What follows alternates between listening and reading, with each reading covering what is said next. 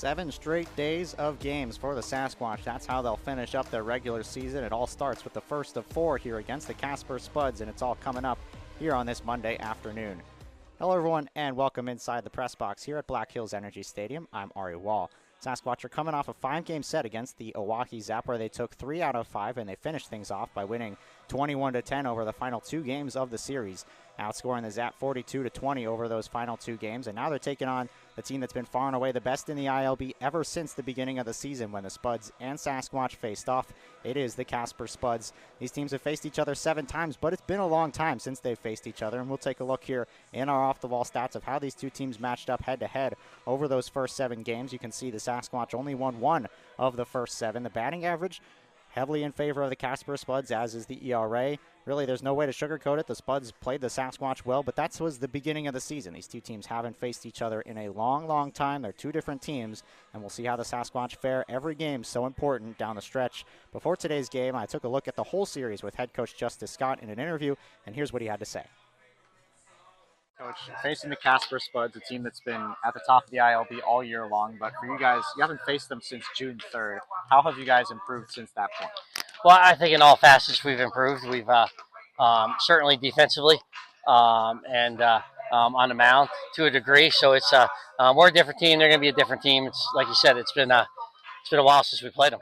You talk about defensively. One guy who's in the lineup today, Matthew Gonzalez, has been heating up a lot with the bat. He's obviously proven it with the glove. Just how big of an impact has he been over this last stretch? No, it's actually a huge impact. He's played great defense, and not just making the routine plays, but he's made some spectacular ones, and that's nice. So that way we could move him around a little bit and get some different guys in the lineup. And we've talked a little bit about the pitching. Obviously, the Casper Spuds right there with you at the top of the ILB in terms of batting average and putting up a lot of runs per game. What does your pitching staff have to do to get outs against these guys?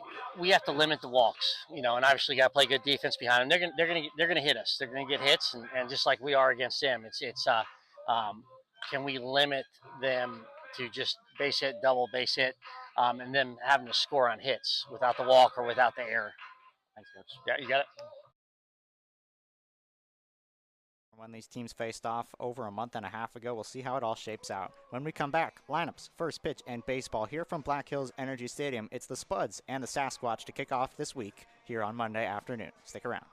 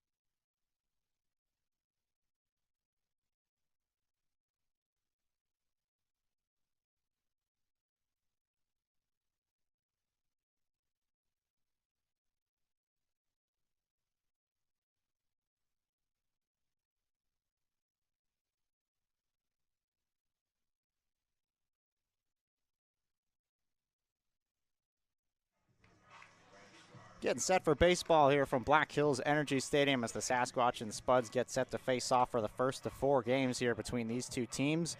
Might have seen the interns right before this game started throwing out the first pitch, so that's why I might be a little bit out of breath. Getting set to start this ball game off. Take a look at the Casper Spuds starting lineup here today. No Elijah Reeves. Cody Clausius leads things off.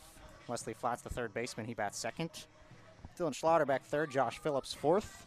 Chase Burke bats fifth. Kenny Jackson's in right field. He bats sixth. Chandler Stocking seventh. Parker Burt eighth. And Jackson Bates will round out the order. He's batting ninth.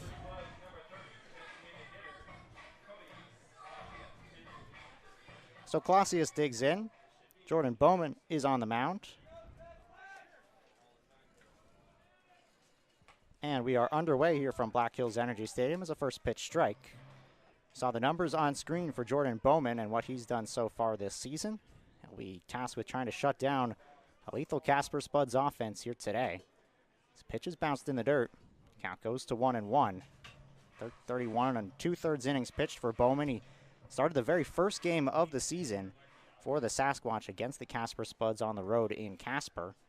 He's put together a really nice season both as a pitcher and as a hitter this summer. Pitch is fouled straight back. Ball and 2 strikes. Clausius has had a good year as well, as have a lot of Casper Spuds this season. 28 games played. He's batting .355. 27 hits, only 3 of them extra bases, though. A lot of singles. 2-2.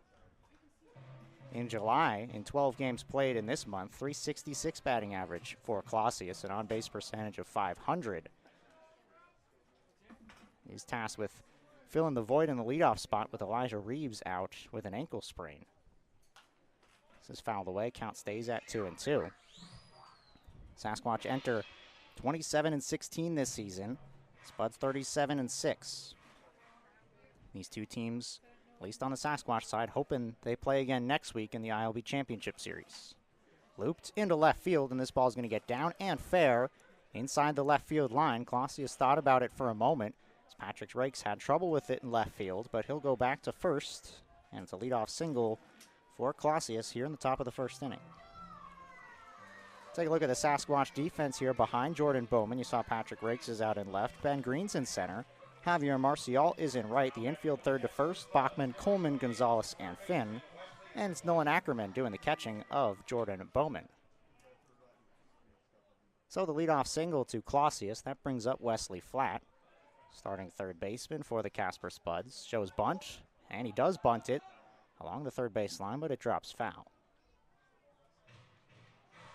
The umpires for today's game, Brandon Dislaggy is in the field, and Dean Gurr is the home plate umpire. It is a gorgeous afternoon for baseball. Mid to low 80s. Sun will set, and it'll cool off nicely here at the ballpark, enjoying some Monday afternoon baseball to kick off the week.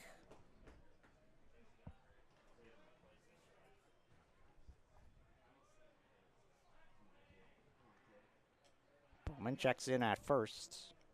Casper Spuds run a lot. As a team, 164 stolen bases, 164 out of 177. Clausius does not have a stolen base this season. But as a team, Casper is active on the base paths. As his pitch is inside, and it hits Wesley Flat. 2 runners on with nobody out for the Spuds here in the first. Take a look at the key to the game. We're going with a new song. Zach Bryan, his new album, number 28. Sasquatch are hoping that today is win number 28 on the season, with every game so important for the Sasquatch down the stretch. They've got these 4 against the Spuds and then 3 against the Fremont Moo to finish off the summer. Every game means so much, with the Sasquatch currently 1 game ahead of the Moo for the second spot in the ILB Championship Series. Dylan Schlotterbeck looks at strike 1. So no balls and a strike here to the shortstop. Schlotterbeck, a very impressive summer. .307 batting average. He's got 2 home runs, 49 RBIs. That's most on the team, most in the ILB, and 43 runs scored as well. Grounds one third base side. That's fair inside the line. Rounding second, headed for home, is Clausius. Going to third is Flat. He's in there standing up. Going to second is Dylan Schlotterbeck. It's an RBI double for Schlotterbeck, and the Spuds have a 1-0 lead.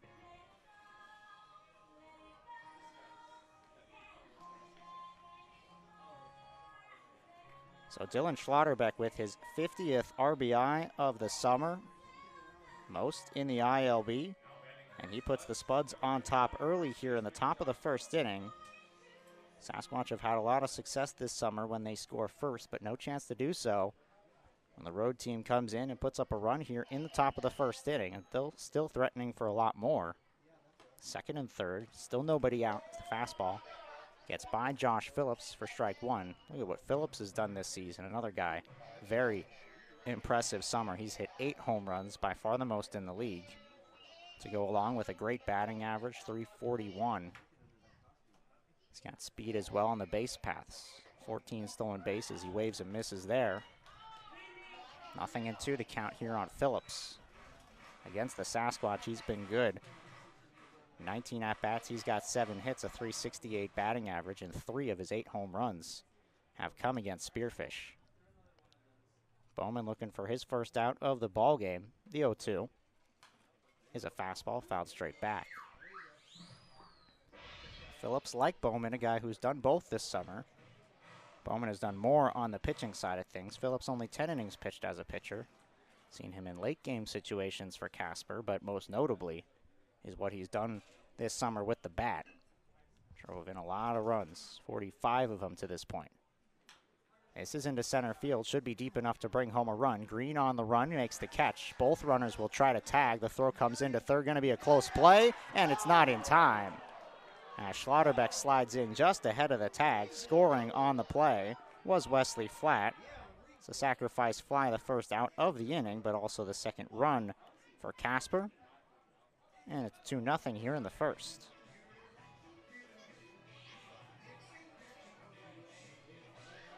So Schlotterbeck moves to third. Bowman does get the first out of the inning and the game. And that'll bring up the center fielder, Chase Burke. Just look up and down both of these teams' lineups. They can beat you at any spot in the order. That's why they're 1-2 in the ILB this year. The Spuds only 6 losses to this point. Went on a monstrous, I believe it was 26 or so game winning streak in the middle part of this season, where they were blowing teams out. Those games weren't even necessarily close. They were just on fire. 37-6 record to this point. Going to be a tough challenge for the Sasquatch. They've got to go through the best in the league in order to make the playoffs. Saw the numbers for Chase Burke. .326 batting average in 40 games played. Has a home run this season as well.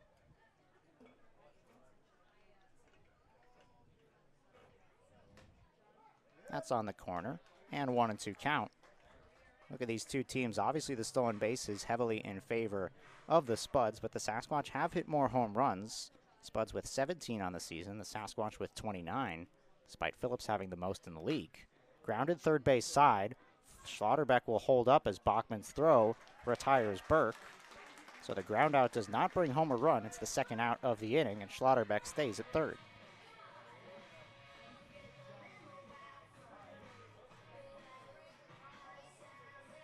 Two outs and still a runner on.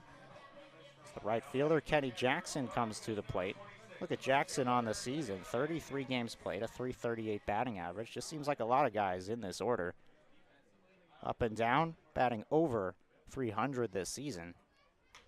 Popped up on the infield. We'll see who gets it. Shortstop Coleman is calling for it in shallow left center, and he puts it away. And that'll do it for the top of the first. 2 runs in for the Casper Spuds. Sasquatch offense will come up when we return.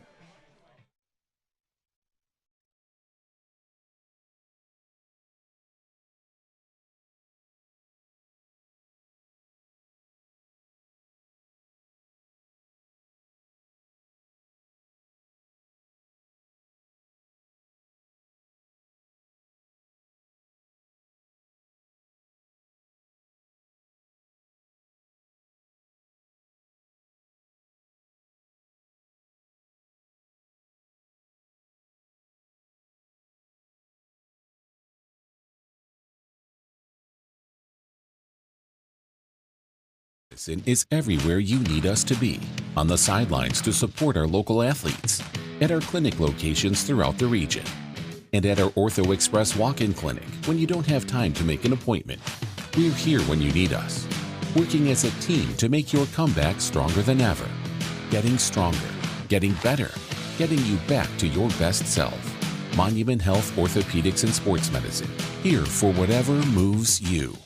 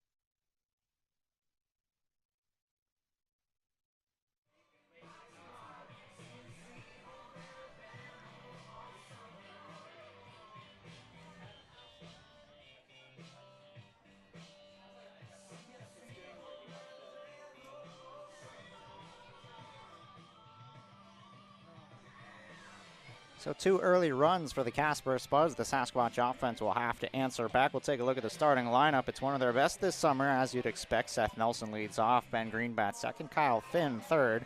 Ryan Bachman cleans up with Javier Marcial batting fifth. Patrick Rakes bats sixth. Nolan Ackerman is seventh. Micah Coleman bats eighth, and Matthew Gonzalez will round out the order. He is batting ninth. Sasquatch will have to go against one of the better pitchers, not just on the Casper Spuds, but really in the entire league. Justin Estrada has put together a fantastic summer, 36 1/3 innings pitched, 7 starts. He's 3-0. Opponents are batting just .221 against him this summer. He's been fantastic for the Casper Spuds. You saw the numbers there on screen, but he'll have to go against a good Sasquatch offense, which does have the best batting average in the ILB. Despite what the Casper Spuds have done all year long, the Sasquatch have been right there with them offensively. The pitching of guys like Estrada and others on this Casper Spud staff have really been a big factor in helping them get to where they are. One of those guys who's been having a great summer is the guy who digs in right here, Seth Nelson, back for his second year with the Sasquatch. Ahead in the count 2-0. Last year he was fantastic, batting .351 with 5 homers with Spearfish in 2023, but this season he's been even better. Check that, the count is 1-1. The first pitch was a strike. 2-1. So Nelson this season, mentioned even better, .375 batting average this go around, .460 on base percentage, an OPS above 1, 1.054. Fouls this pitch back to even the count at 2-2. He's shown the power as well with 2 home runs, 32 runs driven in, and 30 runs scored. This will be his 28th game played this season. In the previous 27, he's hit safely in 20 of 27. Estrada's 2-2, and that hits Nelson. So a hit by pitch will give the Sasquatch their leadoff base runner, as Nelson is aboard at first. Nelson has speed as well. Mention how the Casper Spuds have seemingly run over their opponents, literally in terms of the running game. 160-plus stolen bases this summer. Seth Nelson has been leading the way for the Sasquatch, along with the guy who digs in here in Ben Green. Nelson is 9 of 10 on stolen bases this summer, so could see him in motion if the Sasquatch decide to get aggressive on the base paths early. Pitch is high, won't have to steal as the ball gets back to the screen. And so Nelson will advance to second on the wild pitch. Now a runner in scoring position here, as the Sasquatch would like to get at least one back in the frame after giving up 2 in the top of the first inning. They've got the best guys in their lineup, of course, at the top, trying to get that done. Ben Green has been one of the better players all summer for the Sasquatch. The count is 2-0 here on the center fielder. .371 batting average for Green this year, .492 on base percentage. He has 3 home runs, which is tied for second most on the team. Lined right field. This is going to be over the head of Jackson and up against the wall. Nelson around third. He'll score easily. Green digs into second. He's in there standing up. It's an RBI double for Ben Green, and the lead is cut in half. It's 2-1.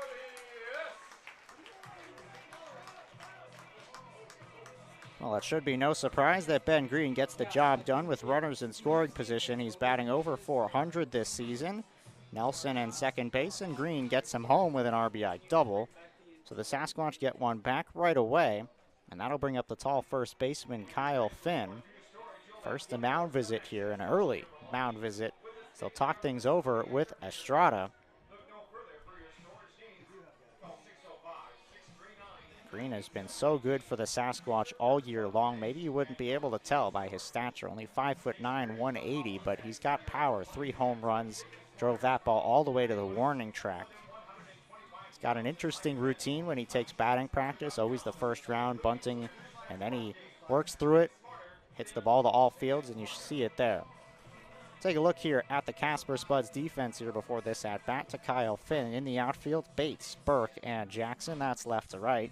The infield, third to first, Wesley Flats at third, Dylan Schlotterbeck at short, Chandler Stocking at second, and Josh Phillips at first.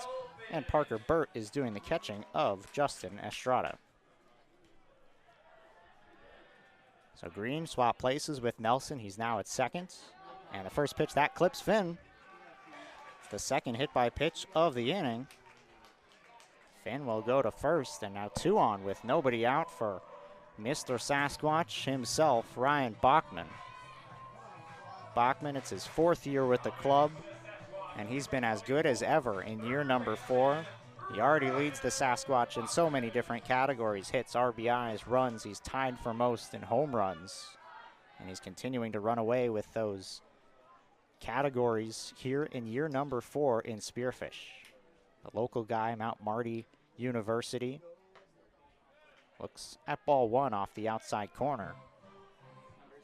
.371 batting average for Bachman this year, and on-base percentage above 500 and OPS above 1. Mentioned 3 home runs, tied for most in Sasquatch history in his career at 11 with DJ Van Atten. Waves and misses there. Count goes to 1-1. Another guy who's had a great season with runners in scoring position. We saw him at the leadoff spot for the most part this season. Before Seth Nelson came back, Bachman was occupying that top spot in the order. But since Nelson has come here with more speed, head coach Justice Scott has batted him leadoff a lot and moved Bachman down to cleanup. Great stop behind the plate by Burt. Both runners probably would have advanced if that ball got by him. Instead, he makes a fantastic backhanded stab. So the count goes to 2-1. Part of the reason you bat a guy like Bachman 4th is to give him opportunities to drive in runs. He's batting .413 with runners in scoring position this season. Green held on slightly by Stocking, who backs off before the pitch. Bachman grounds it to the middle infield, a chance to turn 2. Stocking on the bag, there's 1 on to first, there's 2. So Stocking does it himself. It's a 4-3 double play. Green does advance to third on the ground ball, but there are 2 outs in the inning for Javier Marcial to come up.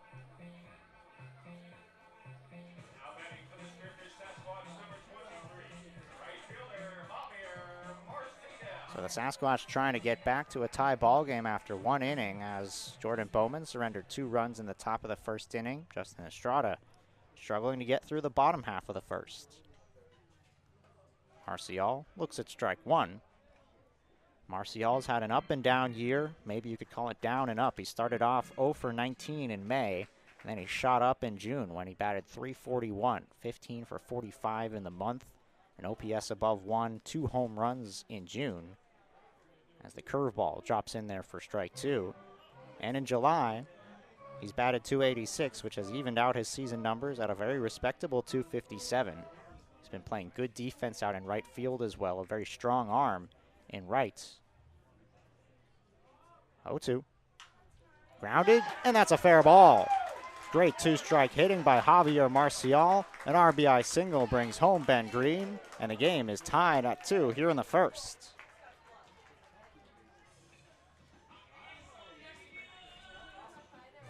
Doesn't get better than that in terms of two-strike hitting. A fastball in the outside corner, and Marcial did not try to do anything with it other than put it in play along the right side. He went with the pitch, and he snuck it in the line just past Josh Phillips over at first. And the Sasquatch answer back with 2 runs in the bottom of the frame. As Patrick Rakes, the left fielder, digs in and looks at strike 1. Rakes has put together a good summer as well, batting .333. There's 9 guys on the Sasquatch that are batting .300 or above with a minimum of 20 games played. All 9 of those guys are batting .333 or above, and Rakes is one of those. He's shown off the power as well. He does have a homer this season.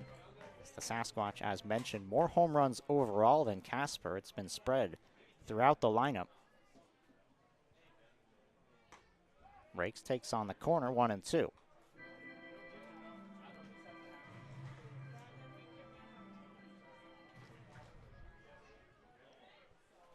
Marcial aboard at first. Justin Estrada trying to get through the first. His 1-2 pitch is grounded towards second. Schlotterbeck on a couple hops will go to first and retire Rakes to end the inning. Sasquatch answer with 2 runs in the bottom of the first inning, and after 1 inning of play, we're back where we started. It's a tie ball game as we head to the second.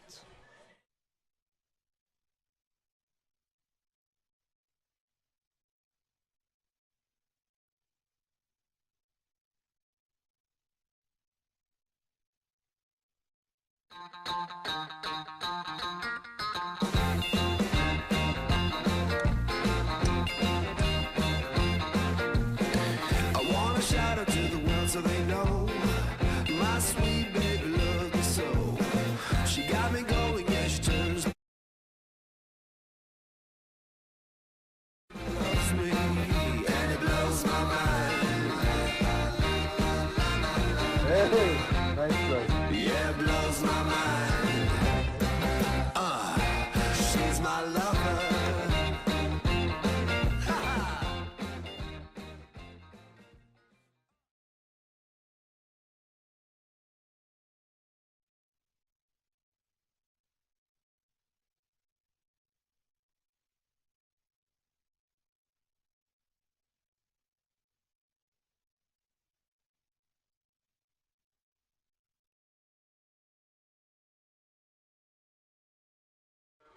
Let's take a look here at Jordan Bowman with a little bit of a breakdown from his best outing, which came out of the pen against the Fremont Moo. Had to keep this game put when the Sasquatch were trailing against the Moo. In this game, when it's all said and done, a big factor in how the Sasquatch have gotten to this point, 1 game ahead of Fremont. Pitched out of the bullpen, pitched phenomenally, shutting down the Moo, gave the Sasquatch a chance. They'd end up walking it off, or pardon me, not walking it off, but winning it in extra innings thanks to a 9th inning game tying home run off the bat of Javier Marcial. But Bowman was effective in that outing. He's got the fastball, the curveball. You'll see him try to elevate the fastball and drop the curveball down lower in the zone. As Chandler Stocking fouls it off. The first pitch was a strike as well, so the count's 0-2. It's the bottom third of the order going against Jordan Bowman here in the second inning. Stocking, Burt, and Bates. Stocking's seen the Sasquatch already quite a bit in the beginning of the season as he lofts this one along the right side, and this will get out of play. Marcial chased it all the way to the wall, but ran out of room. Stocking's had a fantastic month of July and 14 games played. He's batting almost 400, 391 in the month. As Bowman goes with the curveball, but misses in the dirt. The overall numbers for Stocking just about as impressive, 291 on the season. 12 extra base hits as well, one of them a homer. He's driven in 27 runs, he scored 30. And another guy who's dangerous on the base paths as they check the swing over at first base. No swing, says Brandon Deslaggy. The count moves even at 2-2. It'll certainly be interesting to see how the Sasquatch try to eliminate the running game. They've got their best defensive catcher in Nolan Ackerman behind the dish today. Could see him catching perhaps back-to-back days over the course of this season, with the Sasquatch realistically needing just about every game down the stretch. A full count. Grounded, third base side. Bachman on a dive, gets to his feet. The throw to first, and it's not in time. Ryan Bachman did everything he could to get that ball over to first base and get a chance to get Stocking, but with his speed, he's able to run that one out along the first base side, and he does reach on an infield single. So the leadoff man is aboard, something we've seen now in all 3 half innings.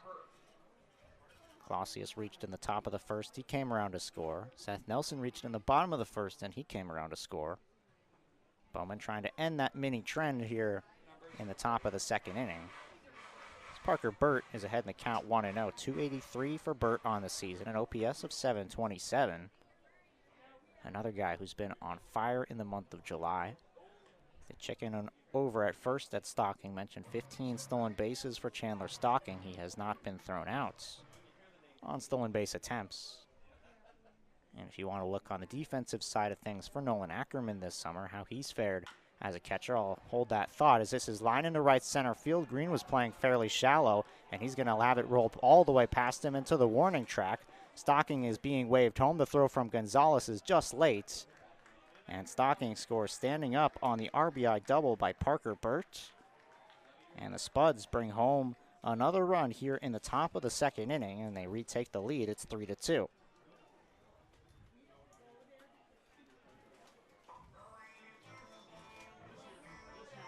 So Burt, a guy who's been hitting the ball really well here in the month of July, continues with an RBI double. To wrap up the thought on Nolan Ackerman and him as a defensive catcher, he's thrown out 4 runners this season. Runners are 16 of 20 against him. First pitch fouled off. Jackson Bates, the 9th man in the order, behind in the count, 0-1. Look at Bates, an abbreviated summer, only 10 games played. He joined the team this month in July. He's batted .263 since joining the Spuds. 5 hits and 4 of them have gone for extra bases, a pair of doubles and a pair of triples. A ball on a strike here to Bates. No Elijah Reeves in the order, a guy who was at the top of the ILB in batting average all year long, rarely struck out, played some good defense out in center field. Lofted, shallow left field, coming on is Rakes, so is Ben Green, and Rakes will make the catch. No tag from Birch. And that's the first out of the inning.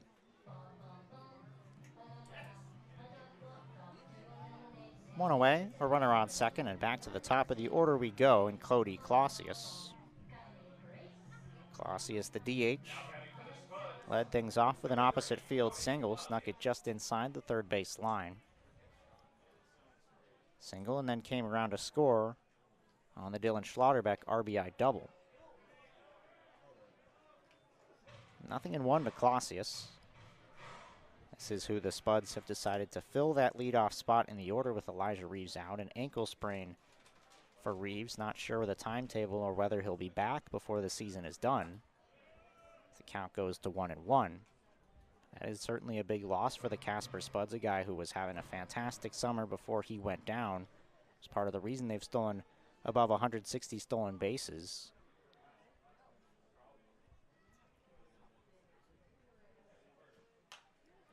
Clausius fouled away, 1-2.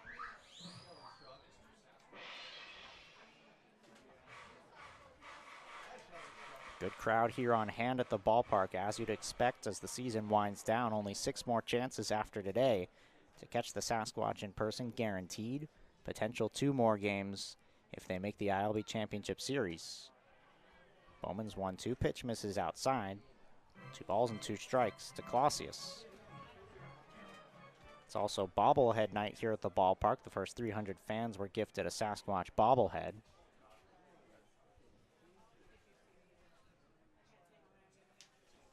Here's Bowman's 2-2.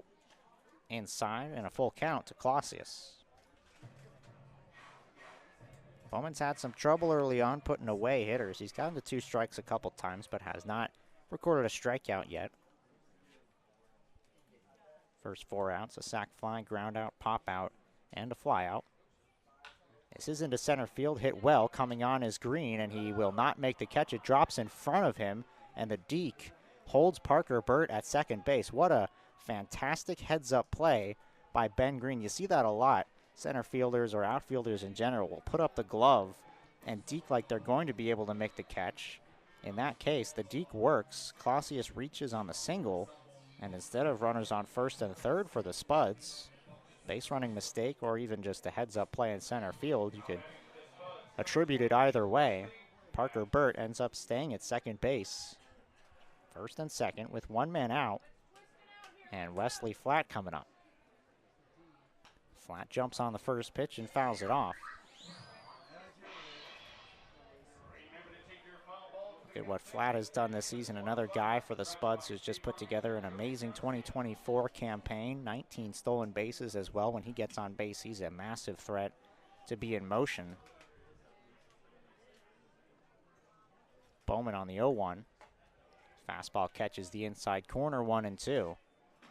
Bowman's not a huge strikeout guy. He entered today, like we showed you in the top of the first inning, 31 2/3 innings pitched and 24 strikeouts, so he does average under a strikeout per inning. Love to pick one up here against Flatt. The 0-2 pitch is looped into right field. Long run from Marcial headed towards the line, and he will not get it, but it does drop foul. And so the count stays here, 0-2 on Flatt.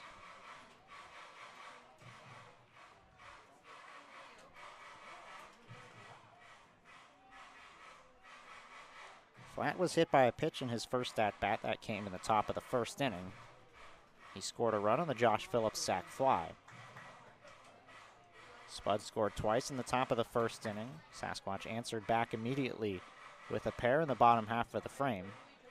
Spuds have already tacked on another run here in the second inning and threatening for a couple more. First and second, one man out. Jordan Bowman comes set. And here's his 0-2. Curveball, looped, left fields, drifting over, rakes. He's headed towards the line, right in front of the bullpen. He's not going to get there in time. It does drop on the dirt in play, but Rakes had a long way to go and unable to get there in time to make the catch. So a couple foul balls, one to either side off the bat of Wesley Flatt. Keeps the count here at 0-2.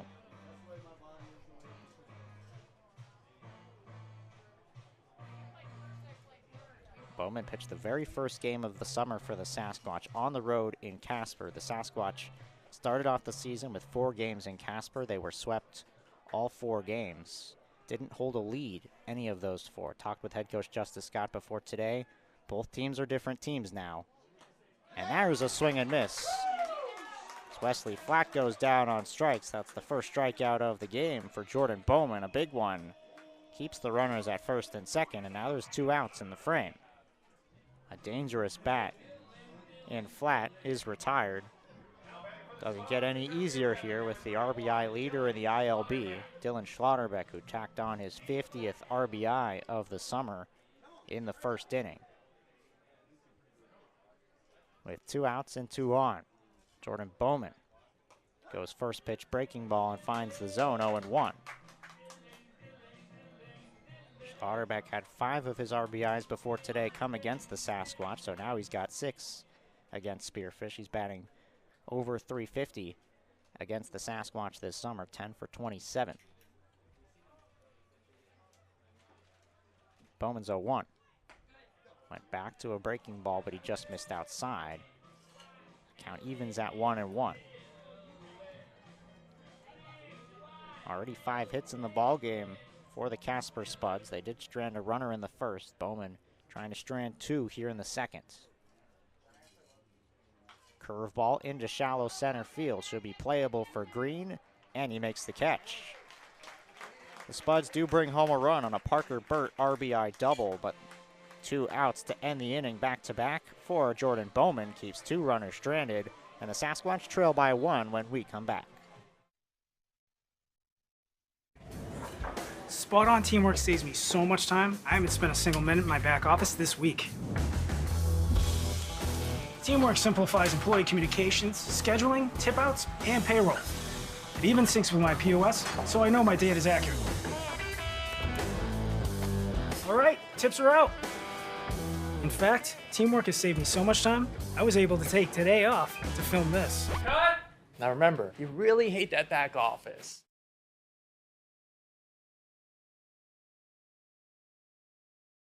Take different paths in life. That's why we utilize multiple different treatments here at Peak. Our main treatment is our high-level chiropractic adjustment.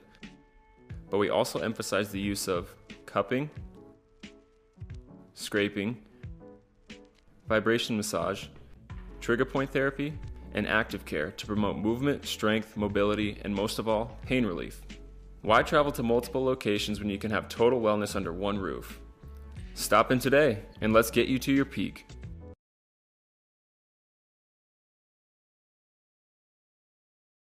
Sidelines to support our local athletes at our clinic locations throughout the region and at our Ortho Express walk-in clinic when you don't have time to make an appointment. We're here when you need us, working as a team to make your comeback stronger than ever, getting stronger, getting better, getting you back to your best self. Monument Health Orthopedics and Sports Medicine, here for whatever moves you.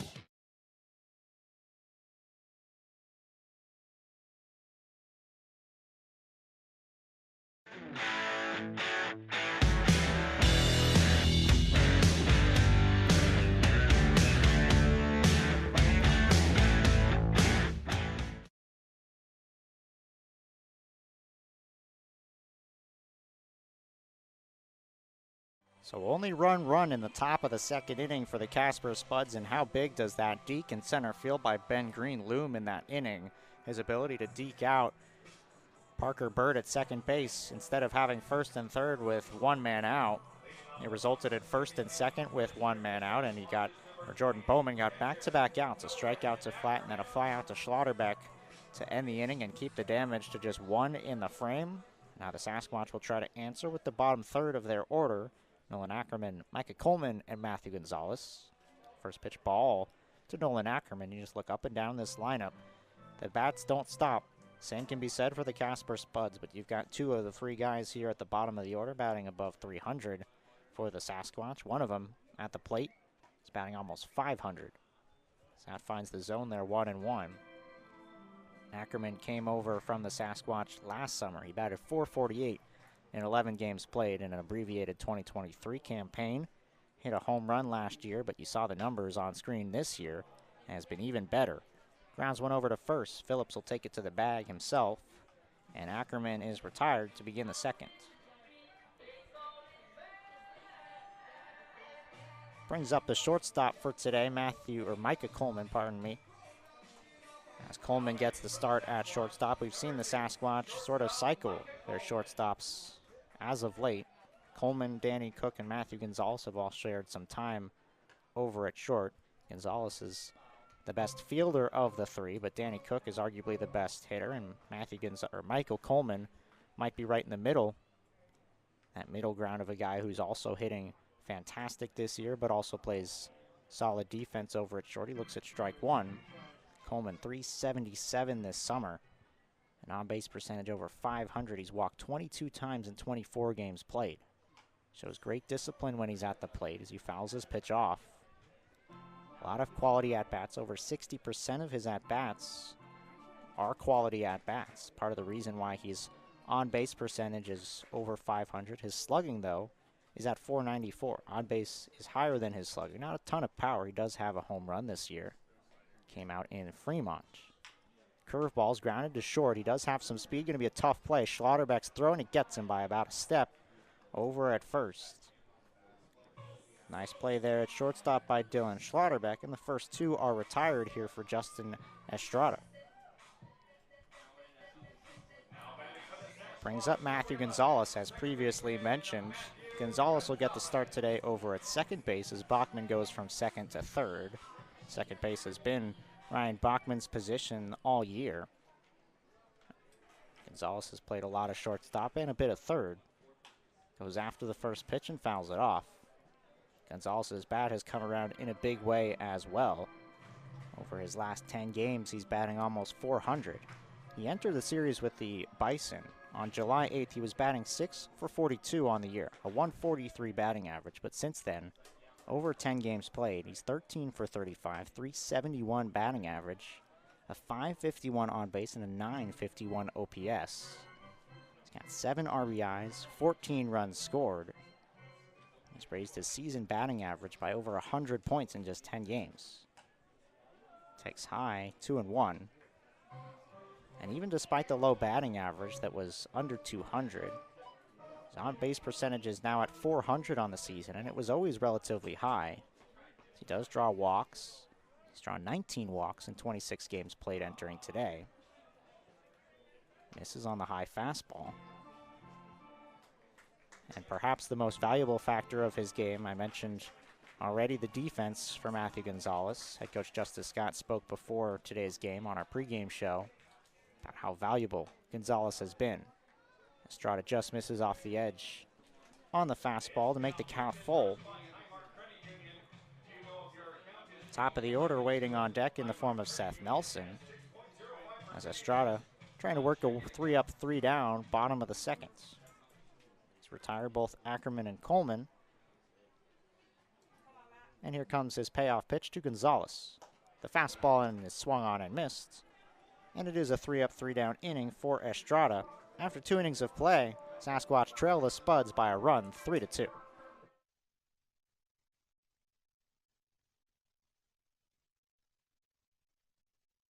Orthopedics and sports medicine is everywhere you need us to be. On the sidelines to support our local athletes. At our clinic locations throughout the region. And at our Ortho Express walk-in clinic when you don't have time to make an appointment. We're here when you need us. Working as a team to make your comeback stronger than ever. Getting stronger, getting better, getting you back to your best self. Monument Health Orthopedics and Sports Medicine. Here for whatever moves you.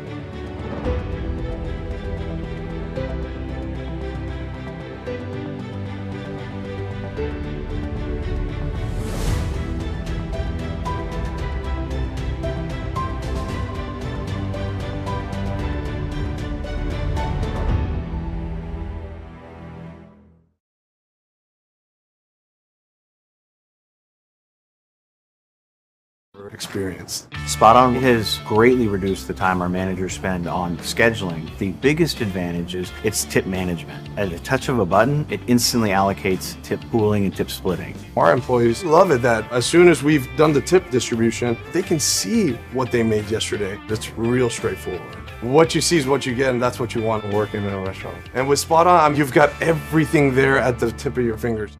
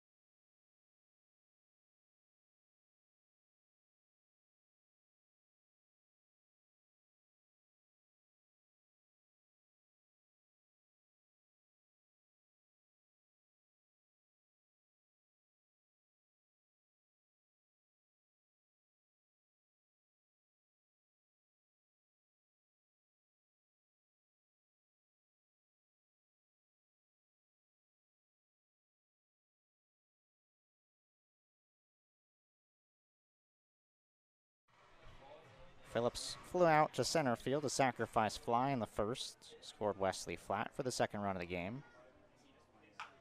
Pitch is grounded, right side. Finn, his counterpart over at first, makes the play. And Phillips is retired for the first out here in the third. 2 long innings for Jordan Bowman on the mound for the Sasquatch. Would like to try to get through this third inning a little bit quicker. His pitch count after that ground out sits at 50 pitches. We'll see how head coach Justice Scott decides to manage things here for the Sasquatch. Does he try to go all in for one game or spread it out across the whole series, trying to divide up this bullpen that's sort of had its struggles this season? It's no shock, or it should be no secret, I should say, that the Sasquatch starters have fared better than their bullpen. 0-2 here on Burke. Has a pitching staff, the Sasquatch team ERA at 5.49. Their starters are a 4.64. The bullpen is a 6.16. Fastball on the corner, strike 3 looking. Chase Burke goes down on 3 pitches. And Jordan Bowman, just like a tiger on the mound there, aggressive in the strike zone, went right after him.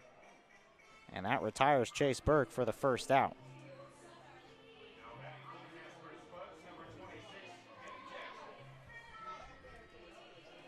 So 2 outs in the inning, and Kenny Jackson digs in. Justin Estrada worked a 3 up, 3 down, bottom of the second. Bowman trying to answer. Jackson fouls the first pitch off, 0-1.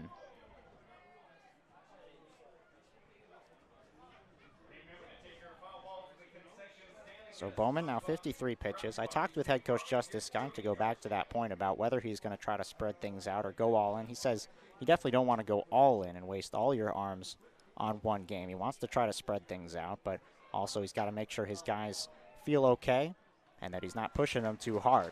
Jackson lines out to right field. Really nice bounce back inning for Jordan Bowman. He sets down the Spuds in order. And as we head to the bottom of the 3rd inning, score remains 3-2.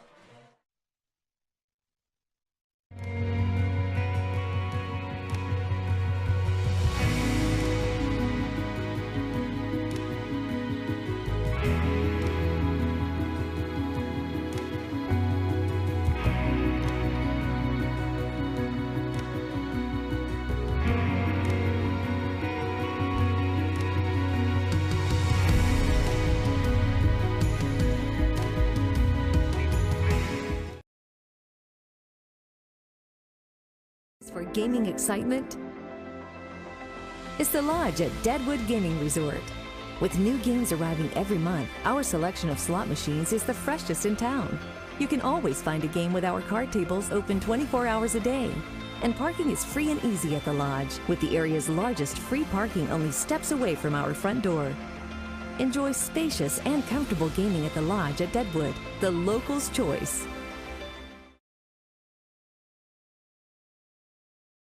Lodge at Deadwood Gaming Resort. When you're looking for the latest and greatest games, the Lodge is the place for you, as we are constantly updating our gaming floor with new and exciting games.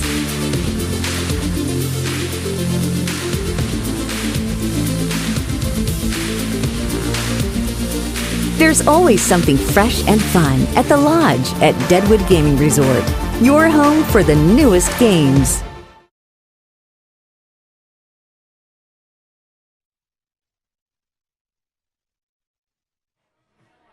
We get set here for the bottom of the 3rd inning. Estrada back out there for a 3rd inning of work. He's been efficient on the mound, 33 pitches, 19 of them for strikes. And Estrada's already seen the Sasquatch 2 times in 2 games started against the Sasquatch this summer. He pitched in 10 innings. He allowed just 1 run. It was earned. So he has a 0.90 ERA entering today against the Sasquatch, but can throw some of that out the window as the Sasquatch pounced on him early for 2 runs in the bottom of the 1st inning, got to him quickly. And for Estrada all summer long, it's been his ability to pound the zone. 46 strikeouts to 13 walks in 36 and a 3rd innings pitched. Today, 1 strikeout and no walks. Top of the order is back up for the Sasquatch. Seth Nelson jumps on the first pitch and loops it into shallow center field. It's a long run for Burke. He's not going to get it. And a last-ditch diving effort. Can't make the play as Seth Nelson will reach on a bloop single to center fields. Aboard for a 2nd time today. And that jump starts the Sasquatch offense here in the bottom of the 3rd inning. Nelson went into today with a 4-game hitting streak, so that extends now to 5. Over his last 5 games, you count that hit there, he's now 10 for his last 19. He's batting over 500 in his last 5 games. Heating up at the right time. Takes off on the first pitch. He checked his swing, Green did, and the throw to second's not in time. It's a stolen base for Seth Nelson. It's his 10th stolen base of the summer, his most on the Sasquatch. Make him 10 for 11 on stolen base attempts this year. As already mentioned a couple times, the stolen base battle will be something to watch out for. The Spuds run a whole lot more than the Sasquatch entering today. But we'll see if the Sasquatch can maybe flip things around, take advantage with some of their faster guys, manufacture some runs on the base paths. Things are set up similarly to where they were in the bottom of the first inning, with Nelson at second and Green at the plate. This pitch is just off the edge. 2 balls and a strike. Nelson came around to score on the Ben Green RBI double to right field. That put the Sasquatch on the board in the bottom of the first. Green trying to do something similar, pick up another RBI here and tie the ball game. Waves and misses there on the off-speed pitch. Count goes even on Green. Green's showing all the tools this summer: the power, the speed, the batting average, the glove. He's done everything the Sasquatch could have asked, been up and down the order, sometimes second, sometimes as low as 9th. Fouls this pitch off to keep it at 2-2. Enters today tied second on the team in home runs, second in stolen bases, third in runs. He's tied for second in extra base hits and total bases. Tied for 4th on the team in RBIs. He's been by far one of the more consistent Sasquatch hitters this summer. 2-2, he spoils another fastball as Estrada tried to go down and in. It's a similar pitch that Green was able to take advantage of when he got that RBI double in the first inning. He was able to get around on a pitch and drive it into right field over the head of Kenny Jackson, who's playing fairly deep. Center fielder Burke and the left fielder Bates are relatively shallow in the outfield. Green on the right side. This will advance Nelson over. It's going to be a tough play as well. Stocking tries to give it to Estrada. He falls down. The ball gets away. Nelson comes in to score. Green to second. And a ground ball on the right side that looked like it was simply going to advance Nelson to third. Winds up bringing home the tying run. See how they officially score that one. Green advances all the way to second base. And with still nobody out in the inning, Sasquatch now have a tie ball game and looking to take their first lead.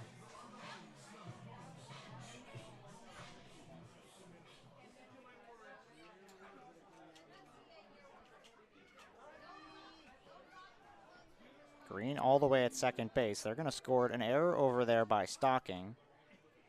Nelson comes in to score his second run of the game. No RBI for Green. But a ball in play, he gets his job done. And more. He finds himself in scoring position for Kyle Finn, who looks at ball 1. Finn's another guy who's been a really consistent bat for the Sasquatch. Leads the team in RBIs at 39. He's 4th in the ILB behind 3 Spuds in that category. Second on the team in runs, and he's second on the team in at-bats as well, behind only Ryan Bachman. Quick throw over to second base, and Green is just in ahead of the throw. Green didn't think he was actually going to deliver that throw to second base. He started walking back to the bag until Estrada quickly made the decision to throw it over to Stocking. It's in there for a strike, 1-1 on Finn. Finn's just really been consistent. In June, he was 302. In July, 359. He's never really gone on a stretch where he struggled massively at the plate. 339 batting average, that's where he's sat pretty much all year. The 1-1 is just low, 2 balls and a strike. Perhaps a bigger strike zone on a guy like Kyle Finn, 6'7", 225. Sometimes nicknamed Thor because of his hair and the way he swings the bat. Just so effortless, almost like how Thor swings his hammer. Just so effortless with the bat in his hands. Estrada looks back. Green now the 1-2. In the air, center field. Burke drifting over. He'll make the catch. Green retreats back to second base. And there's the first out of the inning.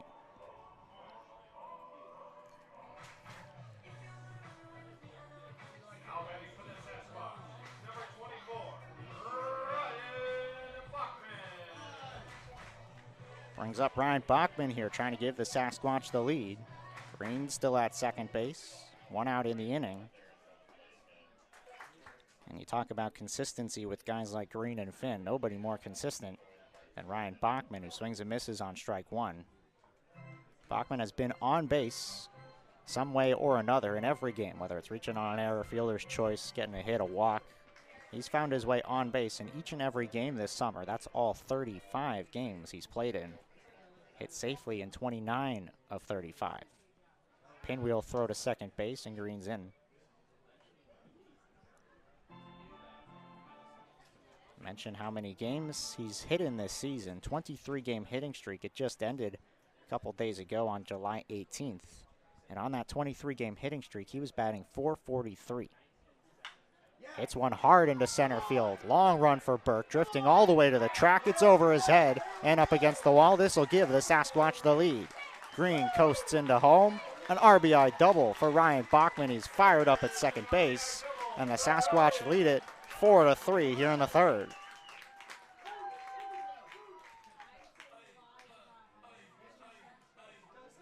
And what'll be his final year here with the Sasquatch, trying to give one last run for the city and the team, trying to make the playoffs and hopefully capture the first ILB championship in the franchise's history. He's hoping that these final 7 games in the regular season are not the 7 that he finishes his career with. And he puts the Sasquatch in front here in the bottom of the third inning. Pitch is bounced in the dirt. Another good stop by Parker Birch on ball 1 to Javier Marcial. Bachman being held on at second base by Chandler Stocking. Grounded towards second. Stocking makes the play. Throw to first gets Marcial. It's a productive out as Bachman moves over to third base. Now 2 outs in the inning.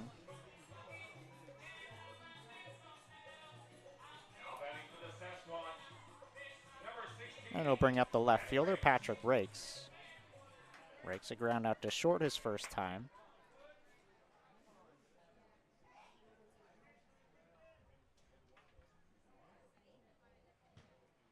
First pitch hits him. That's the third hit by pitch for Justin Estrada here today, a guy who's been normally right in the strike zone this summer. He's not walked a lot of guys this year. He's a guy who's been able to pound the zone a lot of this season. In fact, entering today, he had only hit 3 batters in 36 and a third innings pitched. He's already hit 3 in 2 2/3. And the Sasquatch get a pair of base runners here with 2 outs in the inning. Bachman over at third, Patrick Rakes is over at first, and Nolan Ackerman comes to the plate.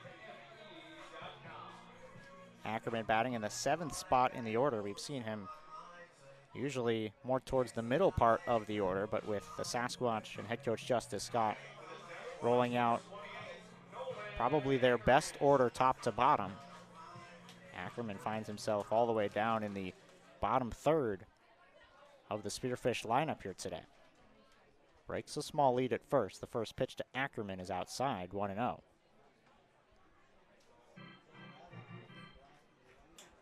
Ackerman grounded out to first in the second inning, so he's 0 for 1 today. Big hole on the right side of the infield. Stocking shading towards the bag. And Ackerman foul tips this one into the mitt. A ball and a strike.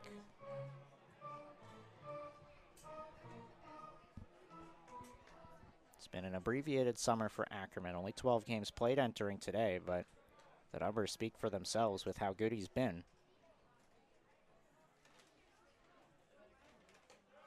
Outside, 2-1.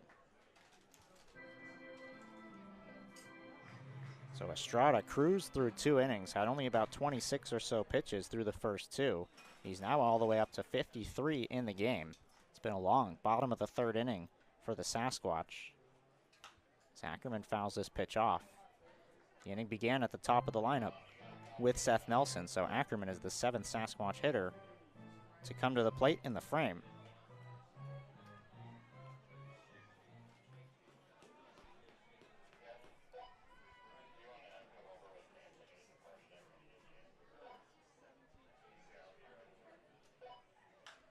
Two, and Ackerman fights it off. You're seeing both teams great approaches at the plate. They're not going down easily in terms of 2-strike hitting. Estrada only 1 strikeout today, Bowman with 2. But nothing coming easy for either starter here today when they get in these 2-strike counts. Both teams making these pitchers work, trying to get into the bullpen early. The 2-2 pitch, again, fouled away by Ackerman.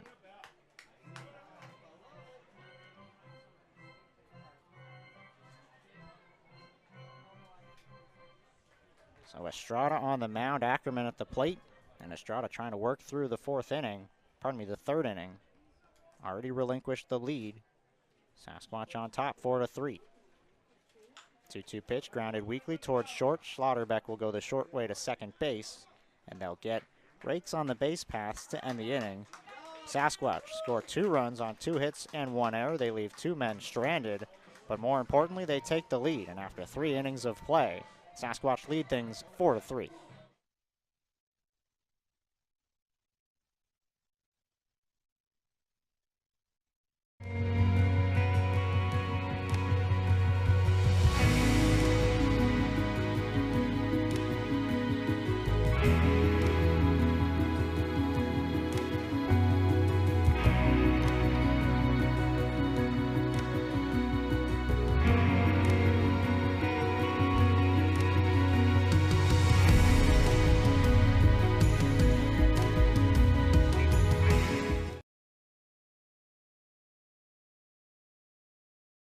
Controllable laughter, comfortable silence, and new memories.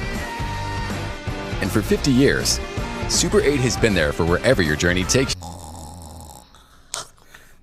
you. So when the open road calls for a good night's rest, you can depend on Super 8's modern rooms at over 2,000 locations. Plus, earn Wyndham Rewards points for every stay. Super 8, one of 24 trusted brands by Wyndham. See you on the road.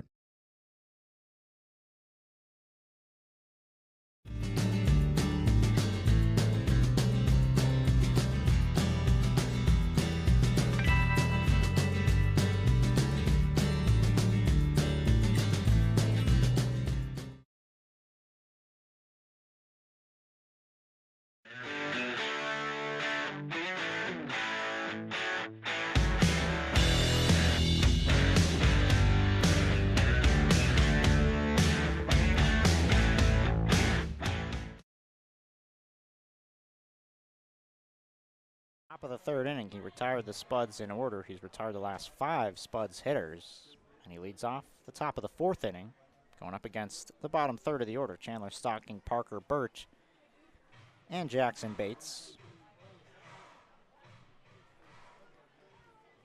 1 ball, no strikes here to the second baseman, Chandler Stocking.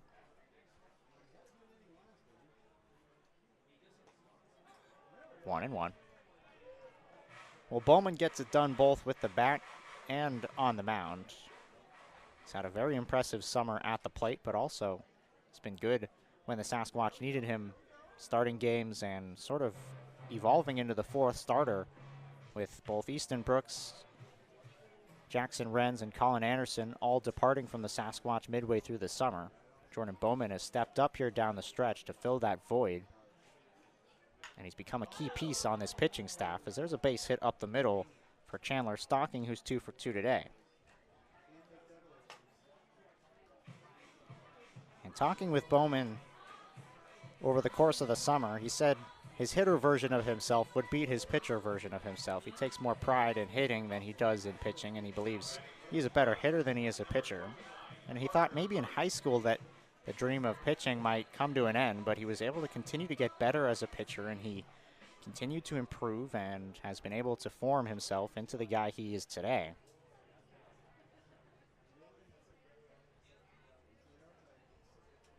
First pitch low to Parker Burt. Stocking will advance on the wild pitch, and a runner in scoring position here for the Spuds. Burt an RBI double in the 2nd inning. That scored Stocking. Gave the Spuds a 3-2 lead at the time. Mentioned Bowman starting the very first game of the summer against Casper. He said over the course of the summer, he's just felt more confident in his pitching. He's gotten better just with the confidence and his ability to attack hitters, get in front of guys instead of working from behind. Feels more comfortable in his pitches, that he can work in front of hitters and just attack these guys, trust his stuff. Grew up, fell in love with baseball at an early age. He said in their old house, they used to draw a big strike zone on the wall. He'd practice his pitching, throwing at the strike zone on the wall. As the count goes to 3-0 here on Burt. And of course, you can't just practice the pitching, got to practice the hitting and the sliding. And one time he was practicing his sliding, Ended up making a big hole in the wall in the process. Sure his dad wasn't too happy about that. Count goes to 3-0 on Burt. Burt taking the whole way, and he takes strike one. So Bowman up 60 pitches here today. He tries to work through a fourth inning. Nothing doing in the Sasquatch bullpen thus far. And there's a walk to Burt. So Bowman, after retiring the last 5 he'd faced at the end of the second inning through the third, he's now given up the first 2 runners on base, a single to Stocking and a walk to Burt. And now we'll get a mound visit here as the infield comes together to talk things over with Bowman.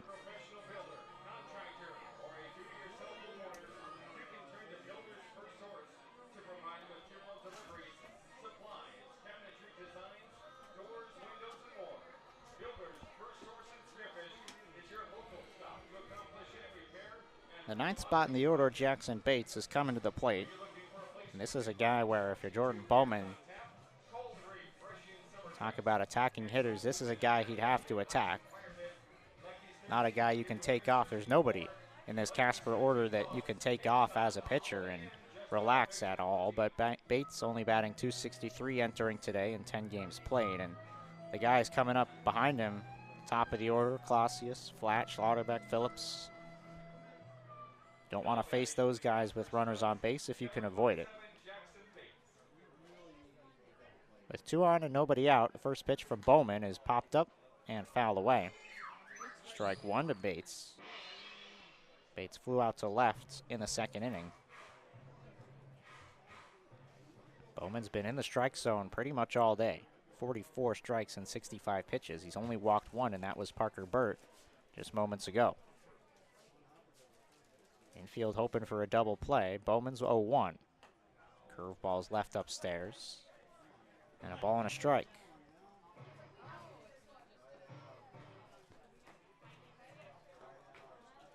Stocking is at second base. Led off the inning with a single. Parker Burt is at first. The 1-1 grounded to third, and it's past the diving Bachman into left field.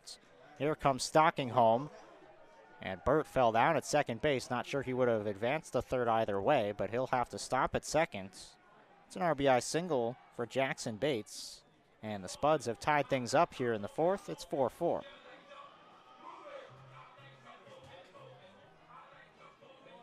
With that ball in front of him, I doubt Parker Burt was going to think about going to third either way, but if he was, perhaps a lucky break there for the Sasquatch that he fell down as he was rounding second base.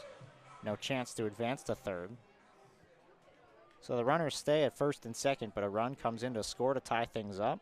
And back to the top of the order, and Cody Clausius, who takes outside. Clausius already 2 for 2 today. A couple of singles. That's really what he's done all year long. .355 batting average entering today. 27 hits, and only 3 of them were extra base hits. 24 singles. So make it now 26 singles and 29 hits on the summer. This is hit pretty well out to center field. Green going back. He's headed towards the track, and he makes the catch. Burt will try to tag and go to third. He'll make it standing up without a throw. Bates will go back to first. The fly out by Clausius puts runners on the corners with 1 away.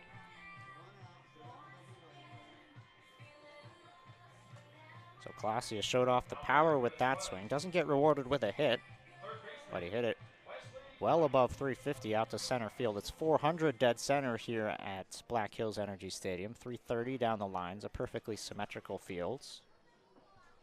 As Wesley Flat digs in. Flat looks at strike 1. A hit by pitch and a strikeout for Flat. A no contact day for the third baseman. Guy who's been making a lot of contact entering today. 39 hits on the summer.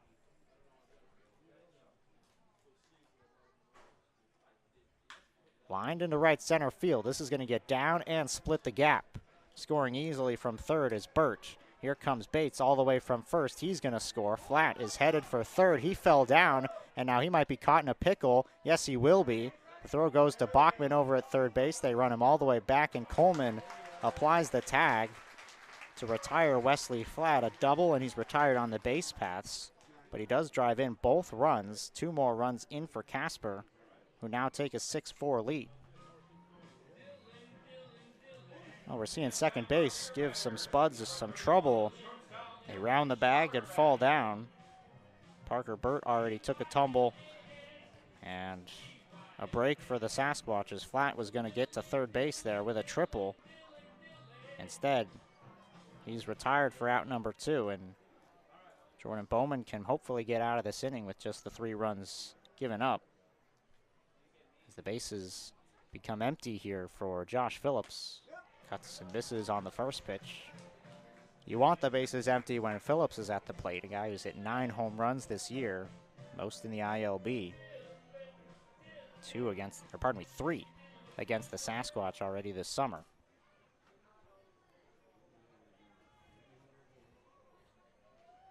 Bowman back out of the windup, misses outside. 1-1. Check that. This is Dylan Schlotterbeck at the plate. I'm getting ahead of myself thinking Phillips is up. Third spot in the order here, Dylan Schlotterbeck. Schlotterbeck's 1 for 2. An RBI double and a flyout. He grounds one to shortstop side. It's Coleman who makes the play with the glove. The throw to first, and they do just get him. Bachman made a diving effort. It ended up in the glove of Coleman, and a strong throw retires Schlotterbeck for out number 3. Spuds bring home 3 runs in the inning. They retake the lead and lead it by 2. The Sasquatch bats will look for an answer in the bottom of the 4th.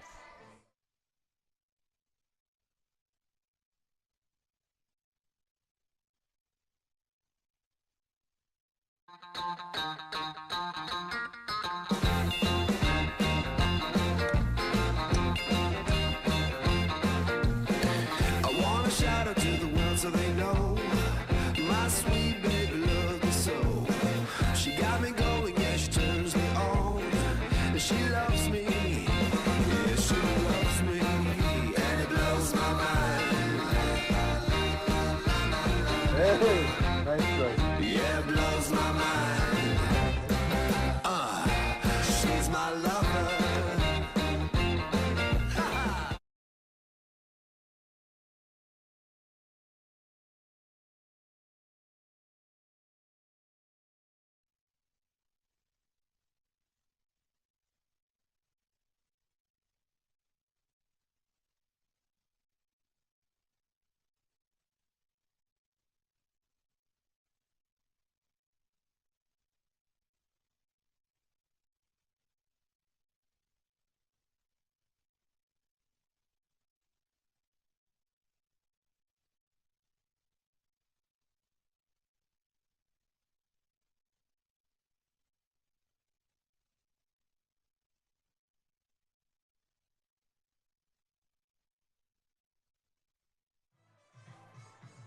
6 runs on 8 hits and 1 error for the Spuds through 4 innings of play.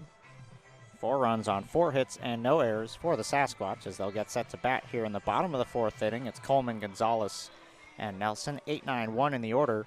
2 up for the Sasquatch against Justin Estrada.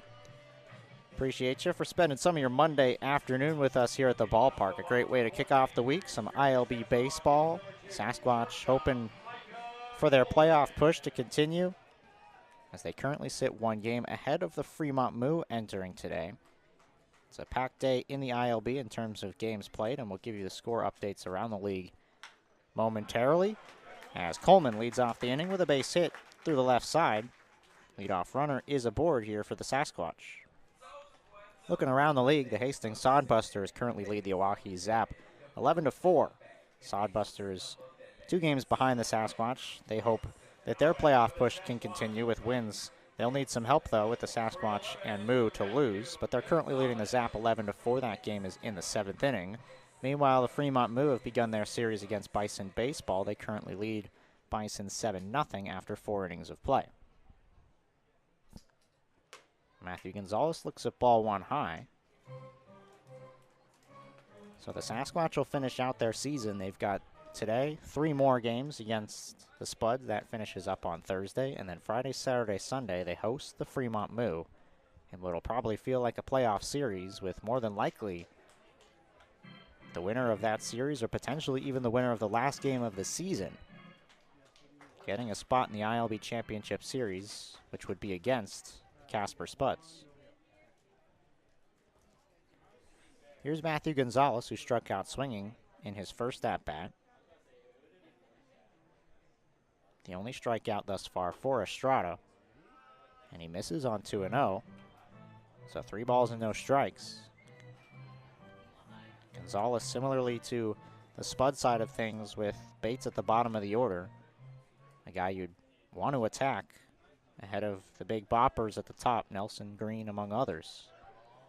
He does find the zone there on the corner. So 3 balls and a strike.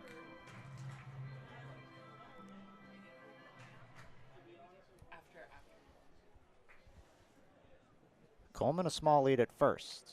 The 3-1 pitch. Hit in the air, left center field, and pretty well struck. Should be playable, though, for Burke. And he makes the catch in the alley to retire Gonzalez. 1 away. Coleman retreats back to first. Taking a look at the competition side of things, here's what Fremont Moo finishes off their regular season with. They've got those games against the Bison and then just the 1 game against the Oahe Zap on the 25th before they finish things up here against the Sasquatch. So they've got 7 games left on the schedule, as do the Sasquatch. 7 games remaining, and with a 1-game lead the Sasquatch have over the Moo. Theoretically, the magic number is 6 for the Sasquatch, though it's probably too early to start doing the math and thinking about that number. A magic number of 6 and 7 games played won't get you very far. Got to think they're just taking it game by game, try to win today, and then hope that the Moo lose. But if they don't, you've got to do your job and just come out on top.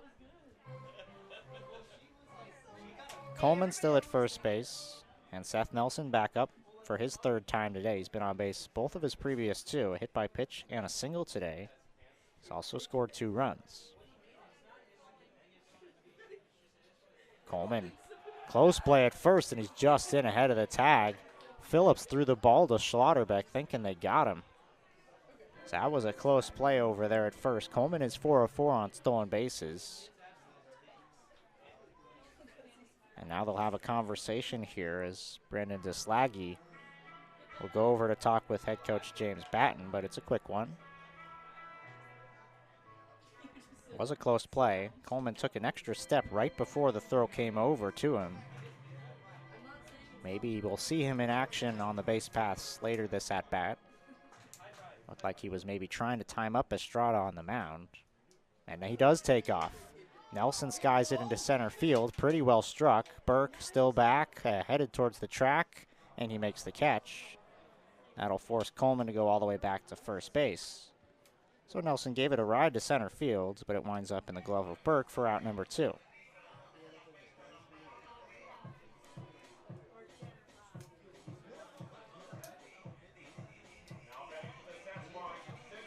Brings up Ben Green. Green an RBI double, and he reached on an error on a ground ball to the right side. Came around to score in both of those innings as well. Green will call time here. Estrada may be trying to deke out Coleman at first base as he faked the throw over, then quickly got back on the mound, but Green calls time to get him back on his rhythm. First pitch swinging and fouling away. No balls and a strike to Green.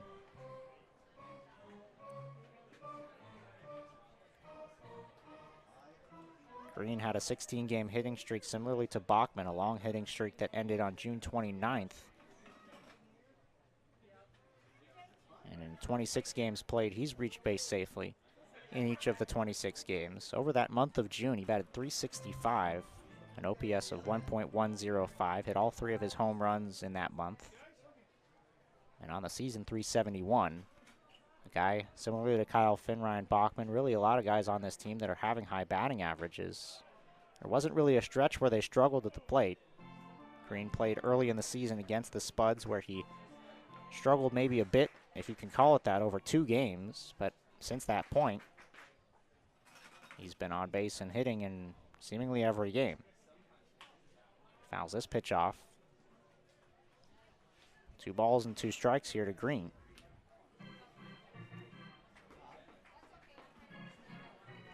I already saw Coleman try to swipe second while Seth Nelson was up. Had to retreat on the fly ball.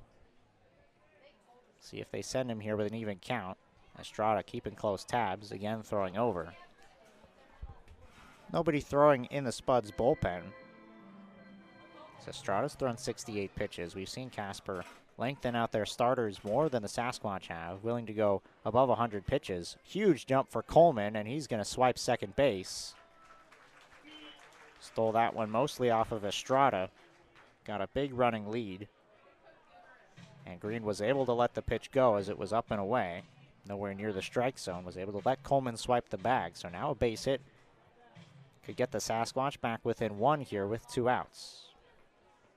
It's a full count to Green. Estrada on the 3-2. Fouled straight back. Sasquatch continue to make Estrada work, though. Nothing easy with 2 strikes. They've put up long battles. And only 1 strikeout to this point. The strikeout to Gonzalez, which came in the 2nd inning. Estrada's been a guy who's been mowing down opponents all year long. Entered today a 2.48 ERA and 46 strikeouts and 36 1/3, so over a strikeout per inning. But today it's been a different story as the Sasquatch have put 4 runs on the board, 3 of them earned. And looking for another here in the 4th. Payoff pitch will not come as Estrada will look back Coleman. Nobody covering him, though, at second base. Coleman's been able to get a big lead, though, in the few pitches he's seen from second base. The 1-2 is in the dirt. Burt can't stop it, and Coleman will go to third. Now a base hit will definitely score the run. Count was evidently not full. Green is not taking first base. Some confusion there on the count. Our scoreboard here at the ballpark has it at 2-2, so we'll go with that. An even count here on Green. Estrada's pitch.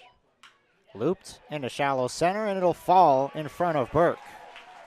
Green comes through with an RBI single and 2-out hitting at its finest for the Sasquatch. As Green comes through to get the Sasquatch back within 1, it's now a 6-5 ball game. How important a stolen base, a wild pitch, and then the RBI single.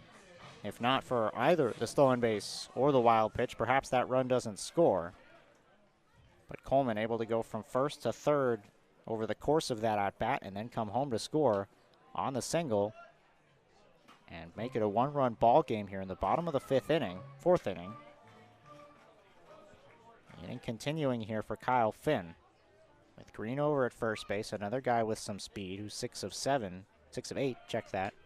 On stolen bases, he bluffed the steal and then retreated back to first. Burt's throw not in time.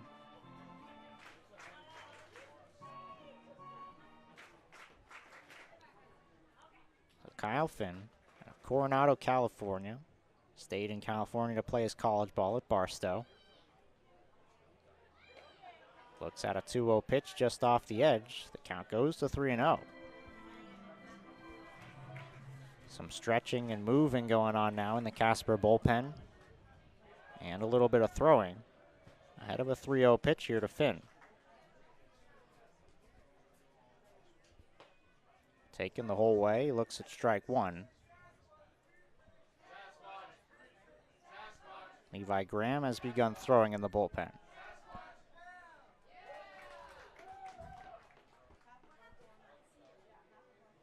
Green takes off. The pitch is a strike, and Green swipes second. So after all the talk I mentioned before this game started about the stolen base battle and how much the Spuds have been running over their opponents in stolen bases, 164 for Casper and only 57 for the Sasquatch. Seems like Spearfish has had the upper hand today with already 3 stolen bases. Full count. And Finn fouls it off.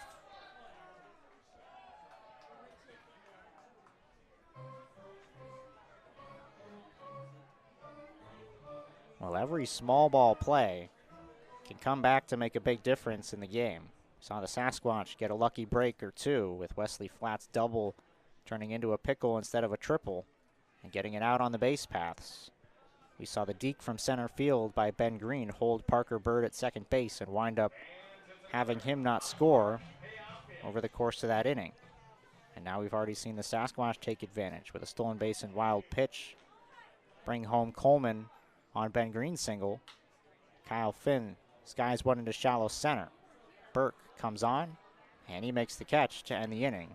Sasquatch take advantage. They score one off of Estrada in the bottom of the fourth inning. Cut into the deficit, and it's a 6-5 Casper lead after 4 innings of play.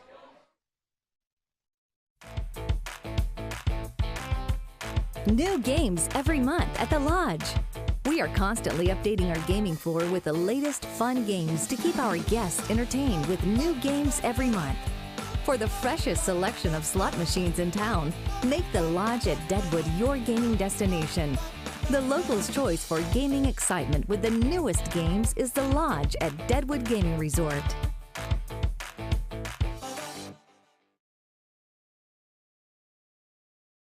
Are measured in miles of uncontrollable laughter, comfortable silence, and new memories.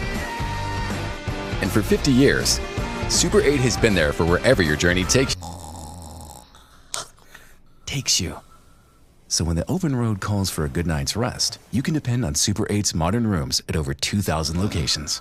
Plus, earn Wyndham Rewards points for every stay. Super 8, one of 24 trusted brands by Wyndham.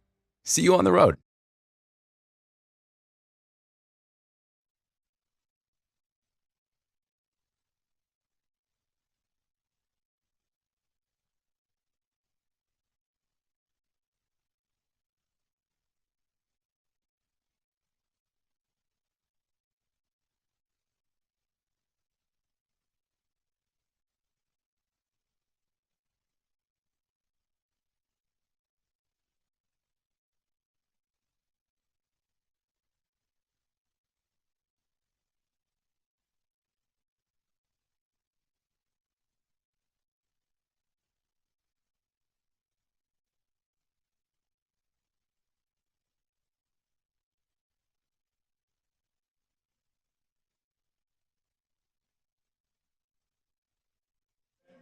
So the first arm out of the pen today for head coach Justice Scott will be Julio Romero as he'll take over for Jordan Bowman.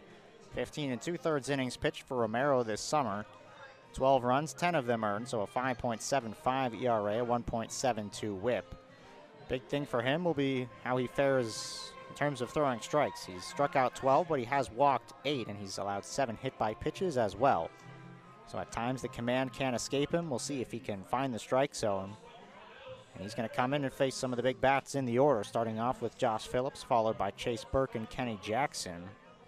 Takes over from Jordan Bowman.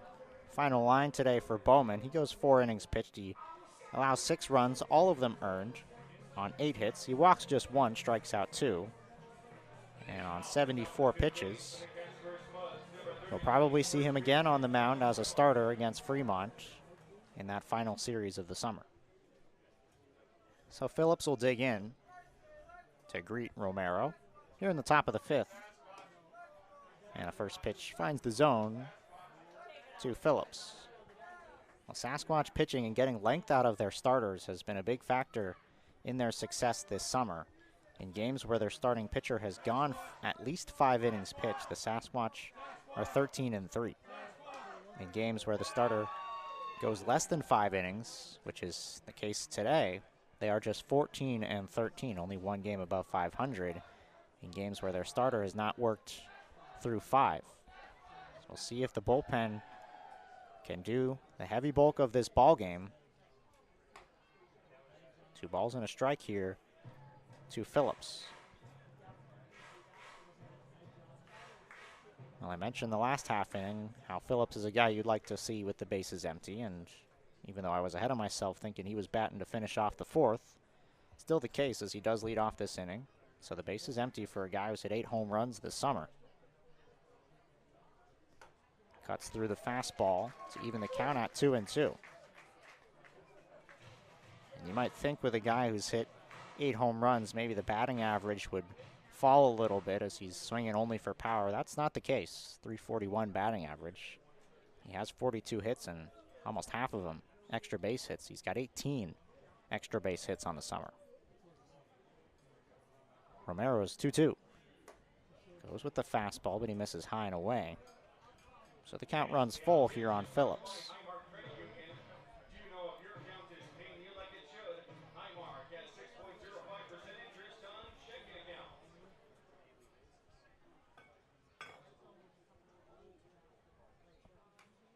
3-2 is fouled straight back. Well, the battery here, Romero and Ackerman, are two guys who played together with the Sasquatch last summer. Romero on the 2023 team as well, as was Ackerman. Romero last year, 36 2/3 innings pitched. He was a starter for the majority of last year, started 6 of 9 games. He's worked as sort of a long reliever, middle reliever with them this year. Phillips gets into one to right. This is over the head of Marcial, and it is over the wall.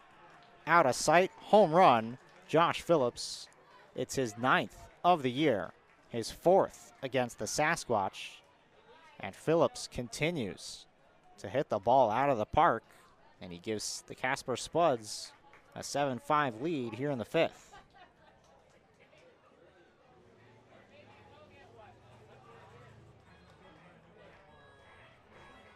Well, that's what Josh Phillips has been doing all year long. Takes advantage of a 3-2 fastball that leaks over the heart of the plate.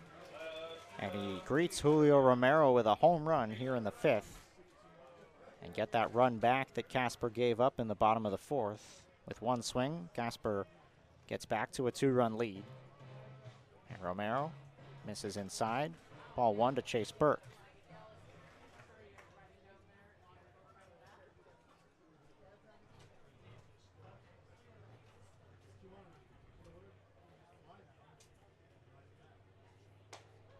Swing and a miss, a ball and a strike. Burke a ground out to third and a strikeout looking thus far.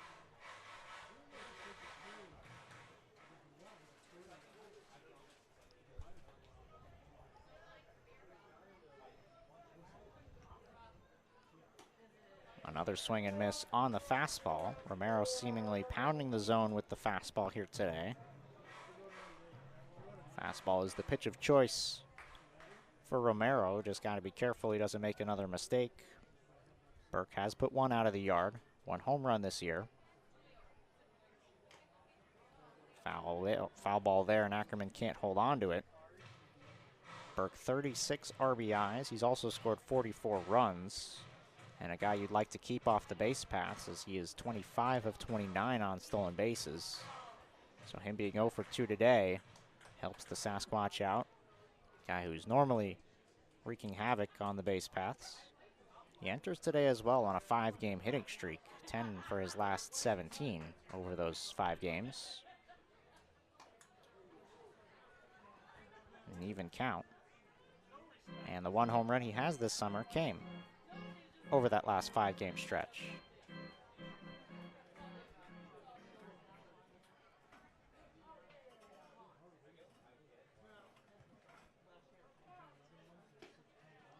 This one just misses, a full count. Spuds have won their last 6 in a row. They dropped 2 straight after that long winning streak up above 20 games. They lost back-to-back games against the Sodbusters. And then they've got back to their winning ways with 6 in a row. Full count, and it's inside. So he got ahead of Burke, but he loses him on balls. And after the home run to Phillips, he's now walked Chase Burke. Base runner here for the Spuds in the 5th. And it brings up the right fielder, Kenny Jackson. Left-handed hitting outfielder. He's put together a good summer with 3 home runs as well. Another guy who can hit the ball out of the yard. Looks at ball 1. He's cooled off a little bit in July. He's only batting .294. And I say only because his season numbers are .338. .294. Nothing to scoff at.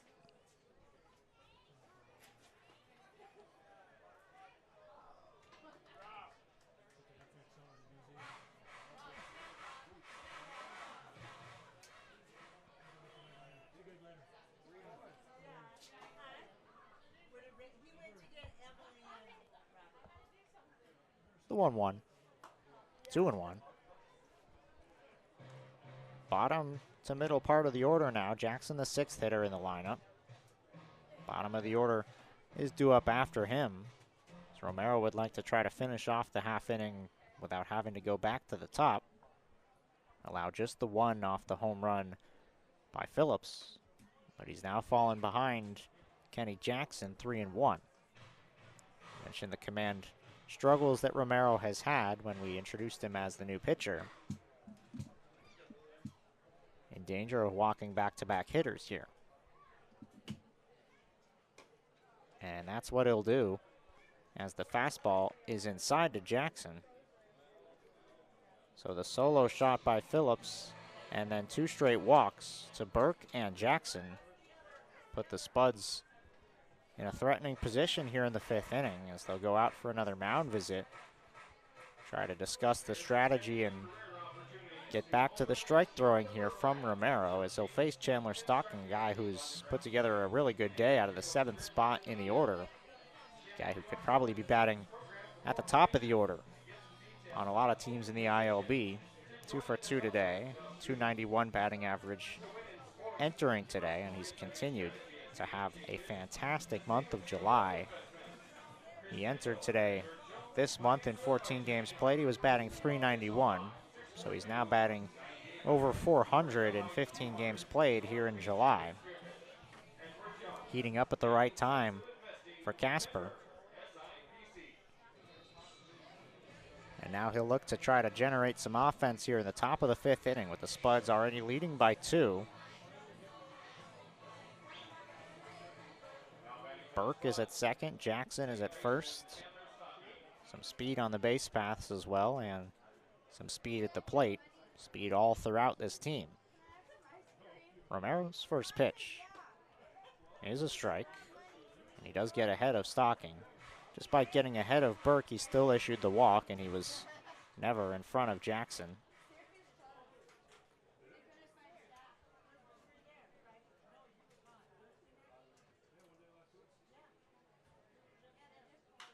Oh, 1 in the air right field. Marcial is going back. He's still back, headed towards the track. He makes the catch. Burke will tag and head for third. Holding at first is Jackson. So Stocking is retired for the first time today, but it's a productive out as it moves Burke 90 feet closer. He advances to third, and it'll be runners on the corners with 1 man out for Parker Birch.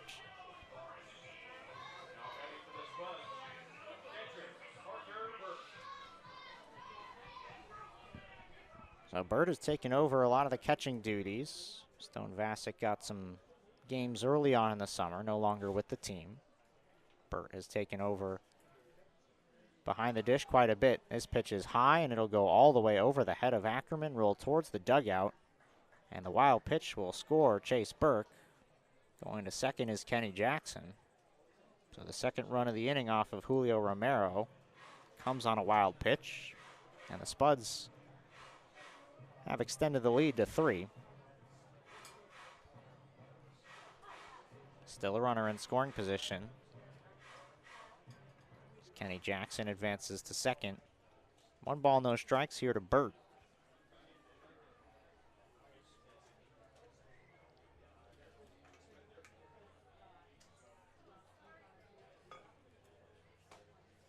One and one. RBI double and a walk for Burt today. 1 RBI, 1 run scored, on base both times. Productive day for a guy batting .283 on the season, and in July over his last 7 games played in this month, .467 entering today. This is on the outside corner, so 1 and 2 strikes to Burt. Romero, after the wild pitch, has bounced back with a couple strikes. It's the 9th spot in the order, Jackson Bates, who's due up next.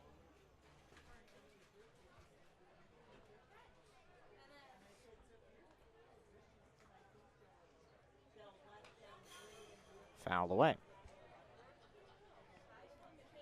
The 2-strike approach, the theme of making pitchers work, has not changed even with Romero in the ball game. Phillips got himself into a 2-strike count and was able to end it with a home run. Burke on a full count walked. Two-strike hitting has been good for both teams, really, this far. And a swing and a miss as Burt goes down on strikes. Good-looking breaking ball there. And there's 2 away in the inning.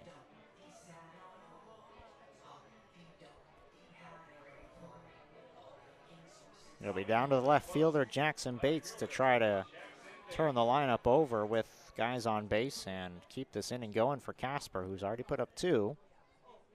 Jump back in front by 8-5 score. Bates fouls away the first pitch. Bates, a recent acquisition by the Spuds, joined the team in the month of July. So this is only his 11th game played here with Casper.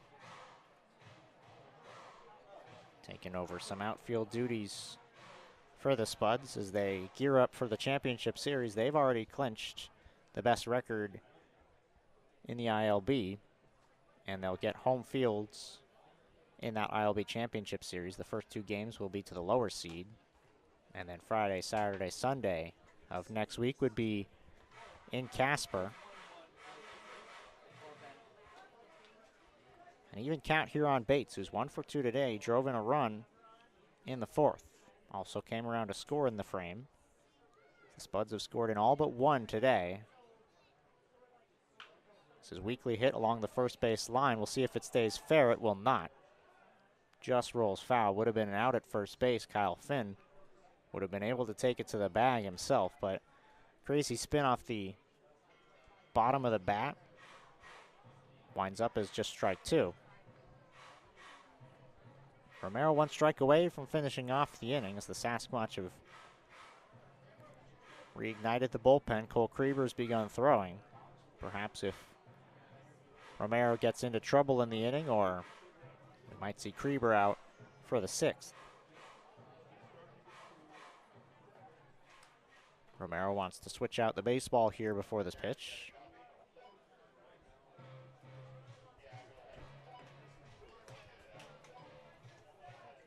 Jackson still at second base. Romero's retired the last 2. A fly out to Stocking and a strikeout to Burt.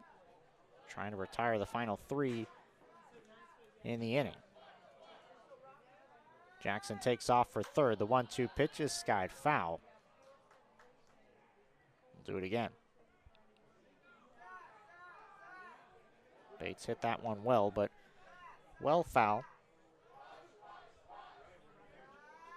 Spuds with 2 runs in the first, 1 in the second. They didn't score in the third.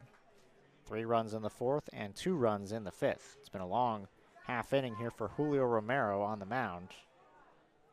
Came in relief of Jordan Bowman, who went just 4 innings. Romero began this half inning and set to throw his 31st pitch of the inning.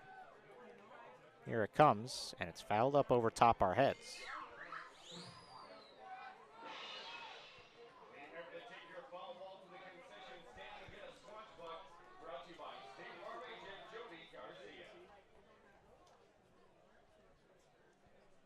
Levi Graham continues to throw in the Spuds bullpen. We'll see if we see him or Estrada back out there. 1-2 pitch is low. 2 balls and 2 strikes on Bates.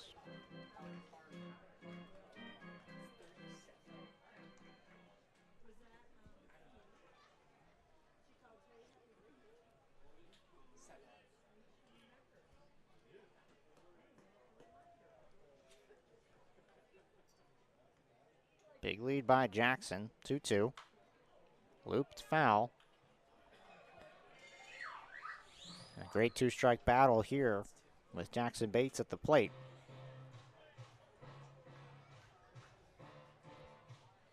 This will be the 8th pitch of the at-bat against Bates. And the 34th pitch of the inning for Romero.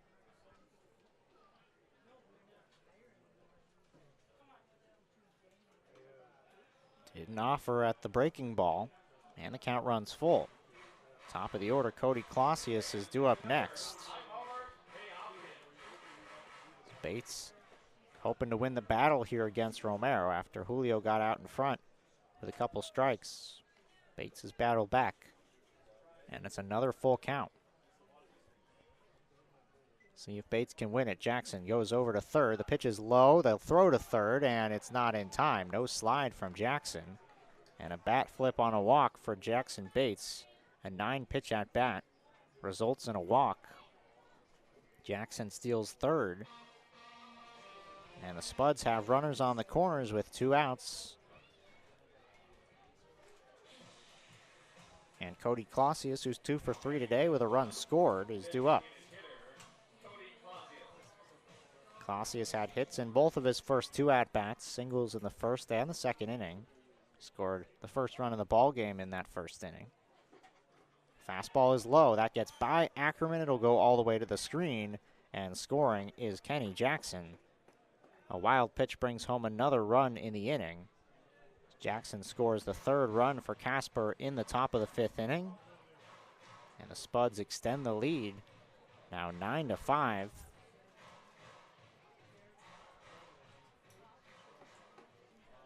Only 1 hit in this inning against Julio Romero, but 3 walks leading to 3 runs. A couple wild pitches, a stolen base. And the 1-0 pitch is low.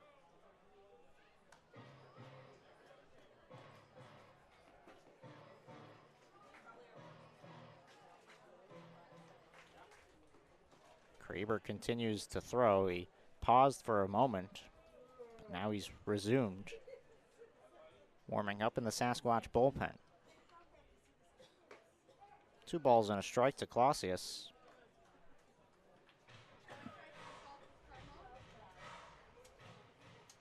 Stick around after this half inning. In the bottom of the 5th, we'll have Micah Wallett join us up here on the broadcast.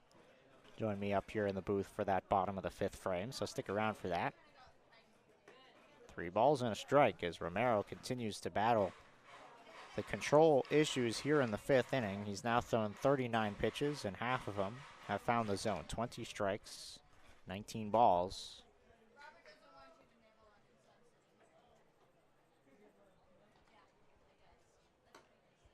And it'll be another walk, the 4th walk issued by Romero in this 5th. Let's put runners on first and second with 2 men out. And it'll be Wesley Flatt who digs in.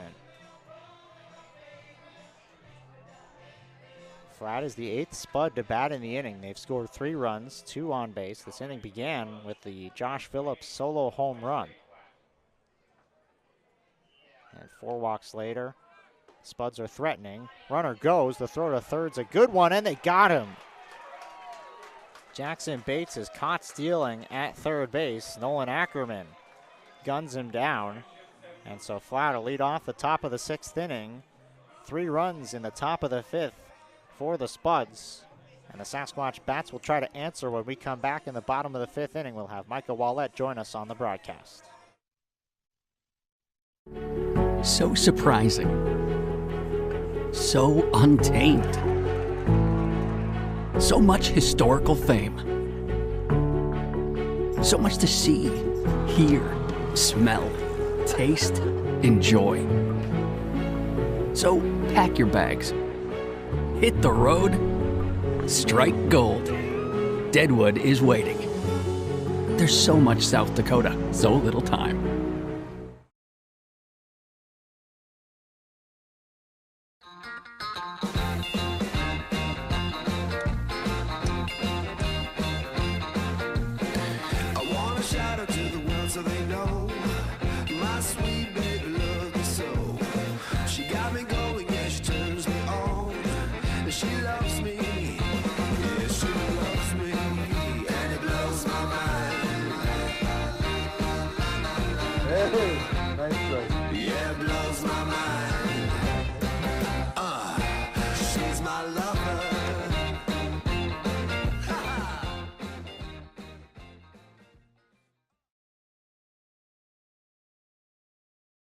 Is everywhere you need us to be, on the sidelines to support our local athletes, at our clinic locations throughout the region, and at our Ortho Express walk-in clinic when you don't have time to make an appointment. We're here when you need us, working as a team to make your comeback stronger than ever, getting stronger, getting better, getting you back to your best self.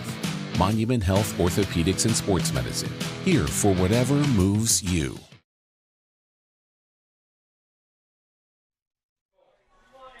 So the Sasquatch will try to answer here in the bottom of the 5th inning, now finding themselves trailing by 4, 9-5 after the top of the 5th inning. Ryan Bachman, Javier Marcial, and Patrick Rakes coming up for the Sasquatch, going up against Justin Estrada. Joined up here in the booth by Micah Wallet, who'll be up here for the bottom of the 5th inning. Micah, thanks for joining us here for another half inning. Yes, how we doing? I know we had you on earlier for, I think it was 90s night. We did that because you're the oldest guy on the team, born in the 90s. Sort of the veteran, I guess, so to speak, of the team. Do you embrace that veteran role? Is there any veteran leadership that you provide to the guys? I mean, you're one of the more fun guys. It seems like your fun personality seems to be infectious for the team. But is there any veteran leadership advice you provide? Yeah, absolutely. I know we got a lot of young guys. I know Nate Har, Micah Coleman, they're like 19-year-olds just, getting their feet wet in college. So I definitely give them my advice. And in the years I've been in college, what I've seen, they've definitely asked me a lot of questions.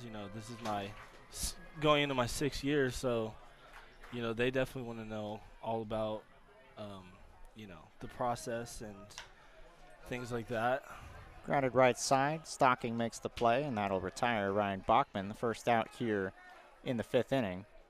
Well, you guys are in the midst of a playoff push now. These final 7 games, 4 against the Casper Spuds, 3 against the Moo, trying to find a spot there in the championship series. Is there anything different Head Coach Justice Scott is telling you guys, or any different mentality you guys have been taking into these games against Casper, knowing that every game means a little bit more down the stretch? Yeah, absolutely. We kind of know what these last 7 games mean if we want to make a playoff push, and, we're trying to win every game. And, the Spuds are a really good team that we got to get by, but I think the squad we have, I think we could do it. I think we can win a majority of these last 7 games and be here for an extra week for sure. Well, you came to the team a little bit late, so you didn't see the Casper Spuds the first time around. But since coming here, I mean, as I mentioned, your infectious personality. I mean, every time I look down on the field in the dugout, you're always seeming to be smiling. Where do you get that positive vibes every second from? Just for the love of the game, man. I love coming out here. I love these guys, and as much as it is a job, it's the most fun job to just come out here every day and work with the boys, work on our craft, and just play the game that we love, that we've been playing forever. And, nothing can take that away from us. Well, you mentioned playing the game forever. I talked with Jordan Bowman and mentioned it on the broadcast, how he fell in love with the game right when he was a kid and instantly knew he wanted to be a baseball player. For you, when did you fall in love with baseball? Were there other sports you played as a kid that you were balancing baseball with, or was it always baseball 100%? It's mainly been baseball 100%. I dabbled with basketball, football, and I still love watching those sports, and I have a lot of love for those sports. But my mom put me into baseball when I was 4 years old, and I never looked back. You remember anything about those early days as a baseball player that are any different than the way you play baseball nowadays? Any more fun or just crazy, hectic days as a kid? Those crazy, I mean, I remember just being an all-star during the summers, and those were the best times, and that's kind of what this reminds me of, is just being out with the boys during the summer on the baseball field, just competing. I mean, that's all we love to do, is just compete no matter who it is, Well, James Batten will go to the bullpen here. Justin Estrada's day is done. So when we come back, one runner on after Marcial walked, 1 away, and a new pitcher on the mound. Michael Wallet will join us here for the rest of this bottom of the 5th inning when we come back. Do you know the locals' choice for gaming excitement? It's the Lodge at Deadwood Gaming Resort. With new games arriving every month, our selection of slot machines is the freshest in town. You can always find a game with our card tables open 24 hours a day. And parking is free and easy at the Lodge, with the area's largest free parking only steps away from our front door.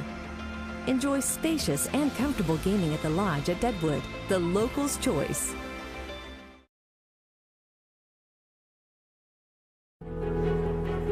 So untamed. So much historical fame. So much to see, hear, smell, taste, enjoy. So pack your bags. Hit the road. Strike gold. Deadwood is waiting. There's so much South Dakota, so little time. medicine is everywhere you need us to be, on the sidelines to support our local athletes, at our clinic locations throughout the region, and at our Ortho Express walk-in clinic when you don't have time to make an appointment.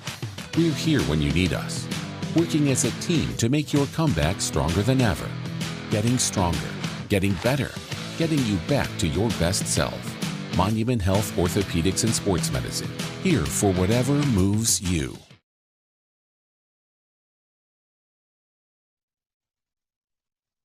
New pitcher on the mound is Levi Graham. He'll take over here to start things off against Patrick Rakes with Javier Marcial aboard. First pitch is a strike to Rakes. 13 2/3 innings pitched for Graham this summer. 5.93 ERA, whip above 1.24.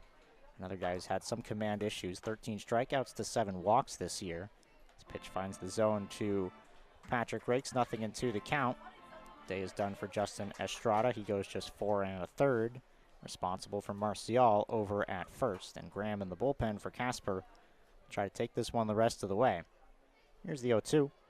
Rakes fouls it off, and the count stays here at 0-2. Up here in the booth as well with Micah Wallett for the rest of this bottom of the 5th inning. And want to try something new here in this half inning.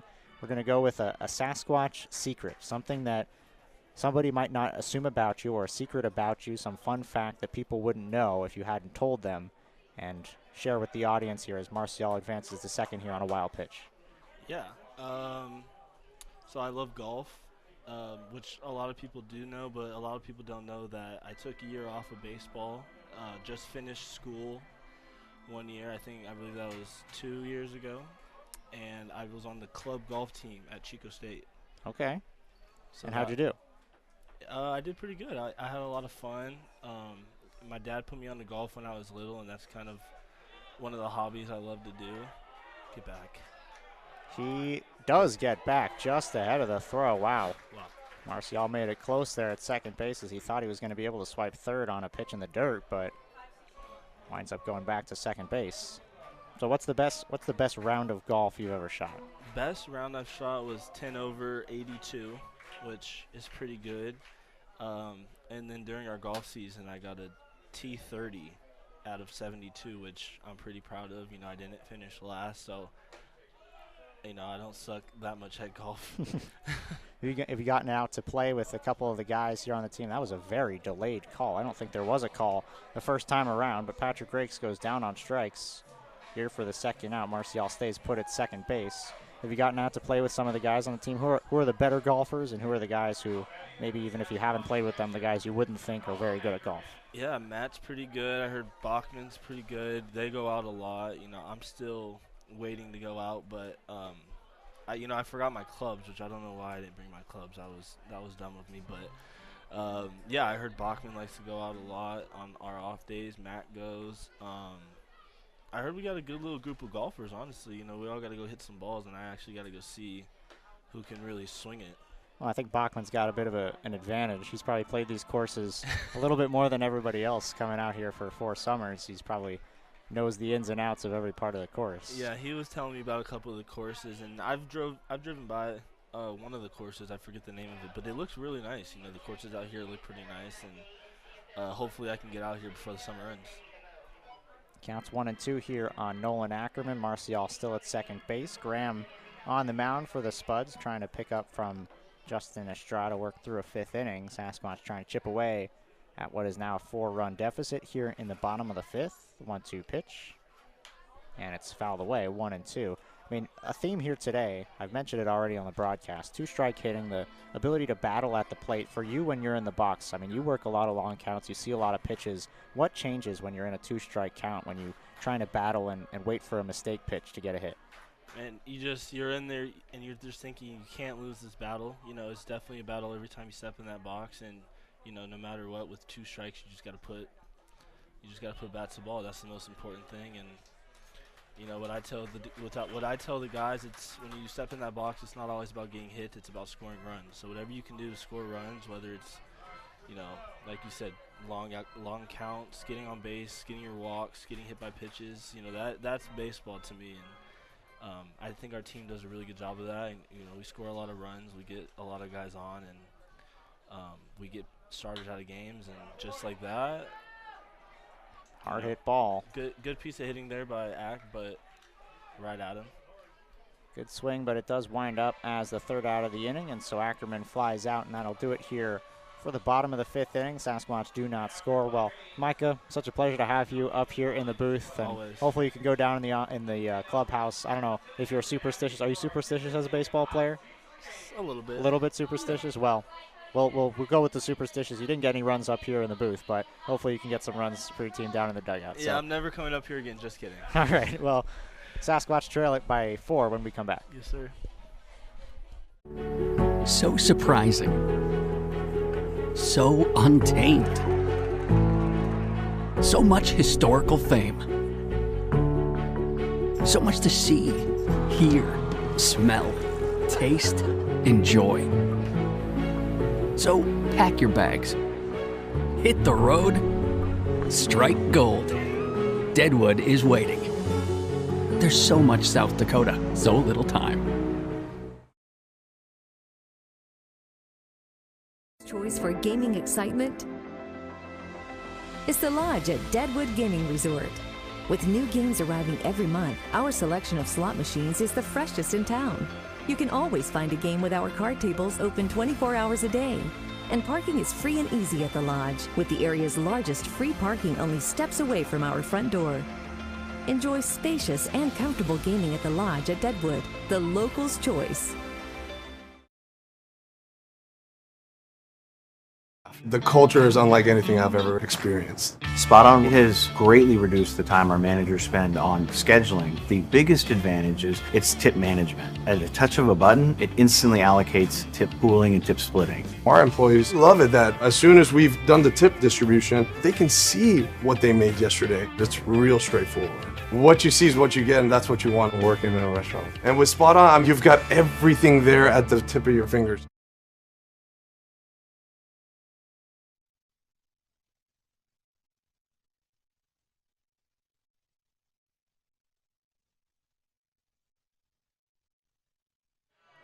So Cole Krieber will take over here from Julio Romero. We'll take a look at Krieber on the season, what he's done so far for the Sasquatch. He's had a tough go of things overall on the mound, an ERA nearly at 10, 17 innings pitched, a 9.53 ERA. So we'll see how he fares against this tough Spuds lineup. He'll start things off against Wesley Flatt, who looks at ball one. Flatt was at the plate in the fifth inning when the inning ended. Jackson Bates tried to steal third, and Nolan Ackerman threw him out. So Flatt digs back in with now the bases empty and a new frame. 2-0. Krieber's another guy who's had some control issues, 12 walks and 17 innings pitched. He does have 19 strikeouts, but a 2.59 whip. A lot of runners on base with the free pass. It's now 1-2, check that.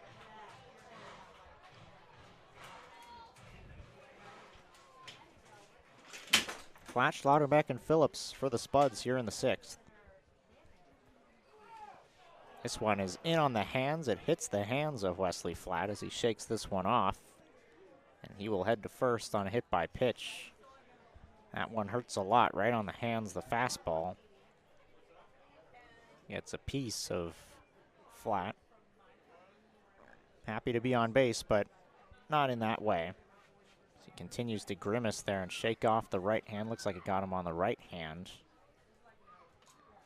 Umpires will give him a little bit more time. No visit from the coaching staff as he continues to shake that one off over at first. Brings up the shortstop, Dylan Schlotterbeck. Schlotterbeck had an RBI double in the first inning. He was retired each of his next two times, a fly out and a ground out. Krieber trying to deliver a shutdown sixth inning. The Sasquatch only 4 runs behind, certainly not insurmountable despite a good pitching staff that the Spuds possess. Sasquatch have a deep lineup and certainly the ability to come back in ball games. They've done it several times already this summer, and hoping that they've got another comeback in store for them here today. As it looks right now, they're probably not going to get any help from the other teams around the league as the Moo are currently leading Bison by a score of 11-5. That game is in the sixth. And the Sodbusters offense has exploded for 16 runs against the Zap. This is a high chopper. Coleman will make the play, and they'll go to second to get one. The throw to first is not in time.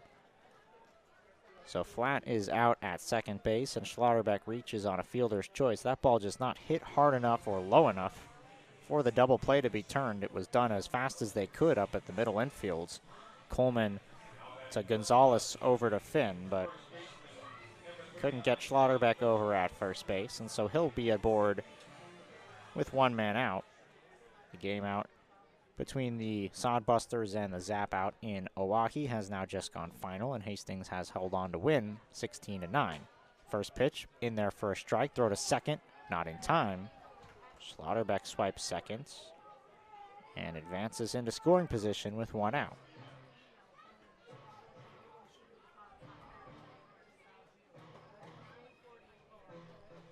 So with the Sodbusters win, they're now just a game and a half behind the Sasquatch. A loss from Spearfish today would make things very interesting in the ILB.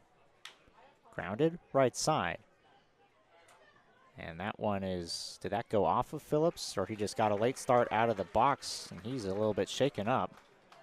So now the umpires will talk things over. I'm not sure if that hit the foot of Phillips, and that's why he was slow out of the box. I think he thinks it did because he is staying just outside the left-handed batter's box. It came off the bat a little bit weakly. They're going to say he's out. So Phillips is out on the ground out. Advancing to third is Schlotterbeck. So 2 outs in the inning and a runner at third for Chase Burke, the center fielder.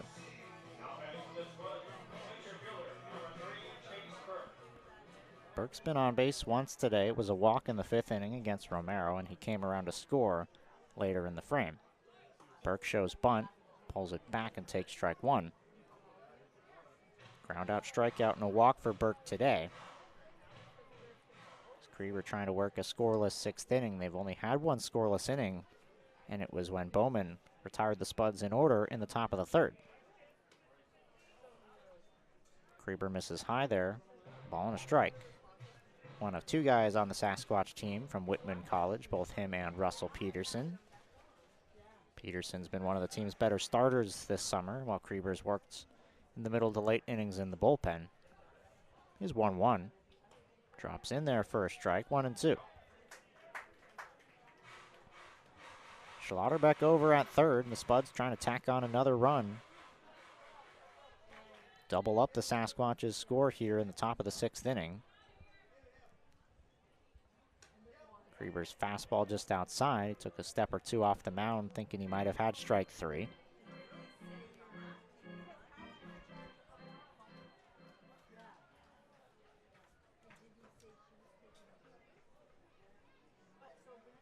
Full count.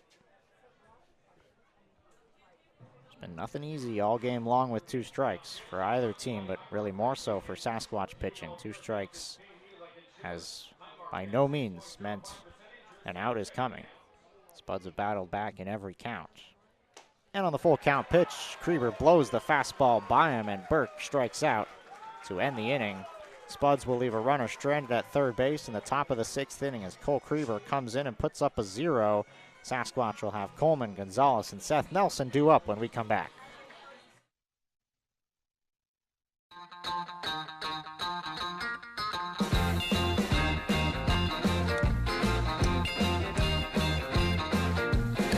I wanna shout out to the world so they know my sweet baby loves me so.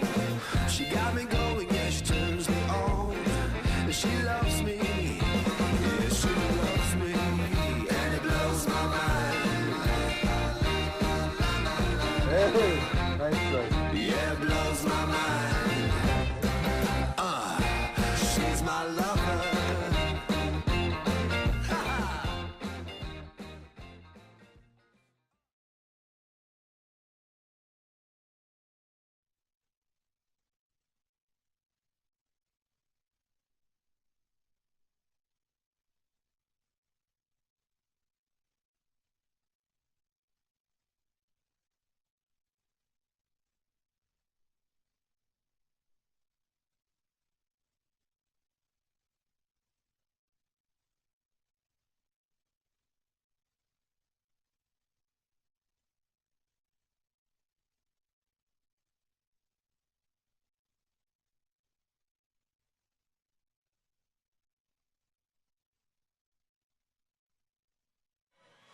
Glad you could spend some of your Monday with us here at the ballpark. The Sasquatch and the Spuds getting set for the bottom of the 6th inning.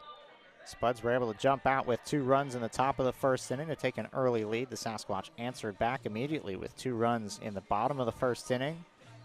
The Spuds, since that point, have outscored the Sasquatch and now take a 9-5 lead here into the bottom of the 6th. It's 8-9-1 in the order, and it starts here with Micah Coleman going up against Levi Graham, who's back out there for another inning of work. Came in the bottom of the 5th inning.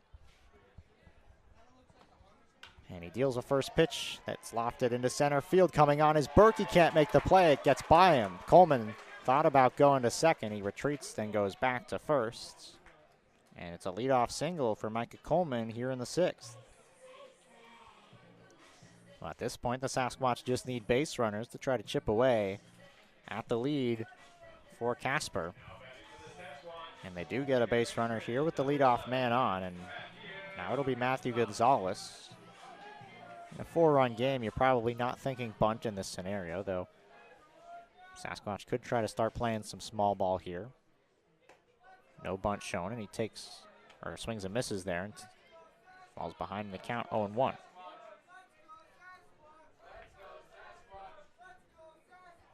So Coleman already stole a base today. He stole second in the 4th. Lofted into center. Playable for Burke. Settles under it to make the catch. And Gonzalez is 0 for 3 today out of the 9th spot in the order. Coleman will retreat back to first. It's back to Seth Nelson. On base 2 out of 3 times today. He's 1 for 2. He was hit by a pitch in the 1st, singled in the 3rd, and flew out in the 4th. 2 runs scored for Nelson today. Coleman little to basically no lead at first. His first pitch is a strike to Nelson. Coleman, with that stolen base earlier today, is 5 of 5 on stolen base attempts. A little bit of a bigger lead here on the 0-1. Nelson fouls it off, 0-2.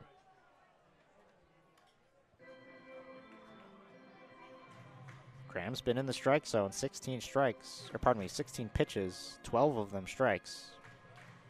He's pounded the zone here against the Sasquatch. Misses there on an 0-2.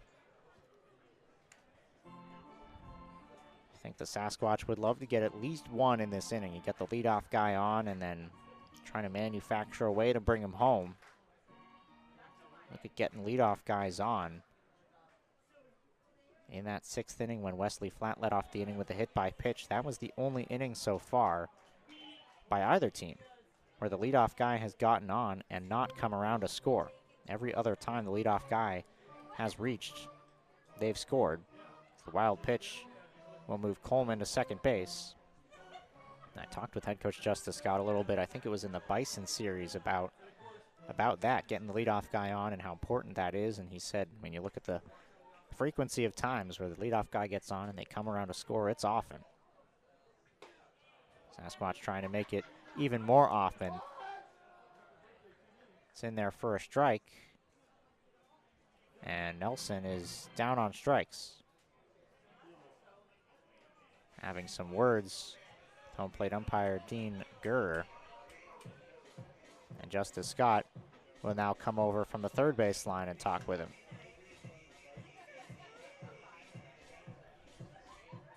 Took a fastball there. It was down at the bottom part of the zone. And Nelson went down on strikes for the second out of the inning. And so that brings up Ben Green, looking to try to extend the frame for Spearfish. He's been on base all 3 times, a couple hits and an error. He's also driven in 2 runs and scored 2 runs. He looks at strike 1. Sasquatch have tried to take advantage of some miscues by Casper, and by playing a little bit of small ball, stolen bases, and wild pitches, and take advantage of those scenarios. Go back to the 4th inning when Coleman was at first base with 2 outs and Green was up. He was able to steal second, get on a wild pitch, advance to third, and then scored on Ben Green's single. Sasquatch would like to take advantage of the wild pitch that moved Coleman to second here, and maybe another hit by Green. could bring home a run. They'll throw all the way down to second even though nobody's really there. Schlotterbeck makes a nice play to scoop that ball as Burt just unloaded to second base even though Schlotterbeck wasn't yet by the bag. Coleman back in safely, so a 2-1 count for Green. Looking for his third hit of the game to cut into this Casper deficit. Grounds one, over top the head of Graham. It's backhanded at second by Stocking, and a good throw to first gets Green. A nice defensive play at second base by Chandler Stocking, and Green ends the inning with a ground out to second. And Casper will hold on to their 4-run lead after 6 innings of play. We head to the 7th, still 9-5.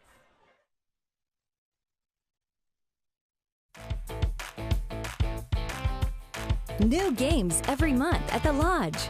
We are constantly updating our gaming floor with the latest fun games to keep our guests entertained with new games every month. For the freshest selection of slot machines in town, make the Lodge at Deadwood your gaming destination. The locals' choice for gaming excitement with the newest games is the Lodge at Deadwood Gaming Resort.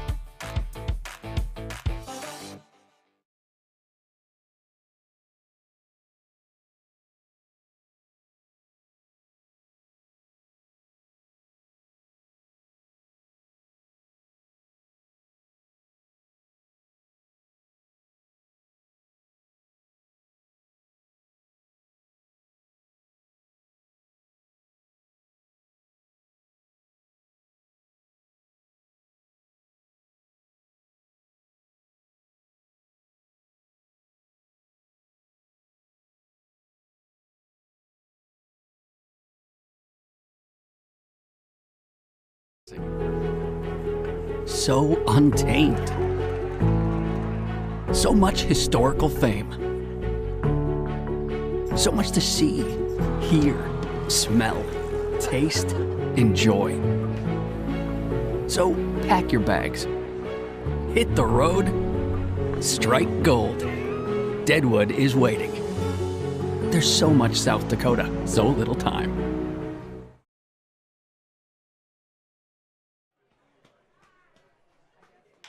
Jackson on the first pitch, grounds one to second. Gonzalez, 1 pitch and 1 out for Cole Krieber here in the 7th. Temperature has cooled off nicely here at the ballpark. It was in the 80s earlier today, but once the sun goes down, cools off about 79 degrees here. Always a beautiful sunset, and one of the things you love about South Dakota is you really never get that moist feeling. It's not as humid here in South Dakota, but you can enjoy the dry heat, and even when it gets up to close to 100 degrees, you're able to avoid the humidity, and you can just deal with the dry heat. First pitch missing, ball 1 to Kenny Jackson, or pardon me, to Chandler Stocking. Jackson retired for the first out of the inning.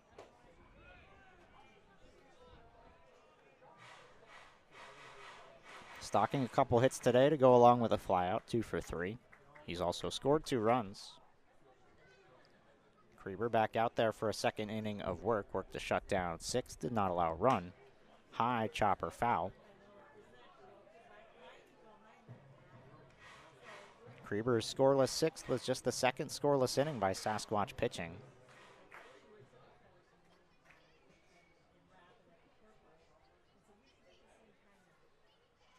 The 1-2. 2-2.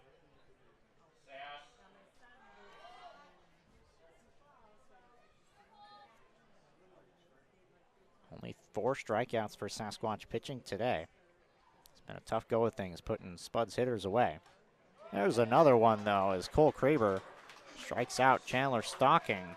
Krieber now has 2 strikeouts, and he's retired 4 straight Spuds. First 2 here in the 7th.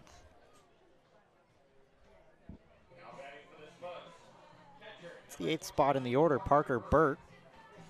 An RBI double, a walk, and a strikeout for the catcher today. Swings and misses on the first pitch from Krieber.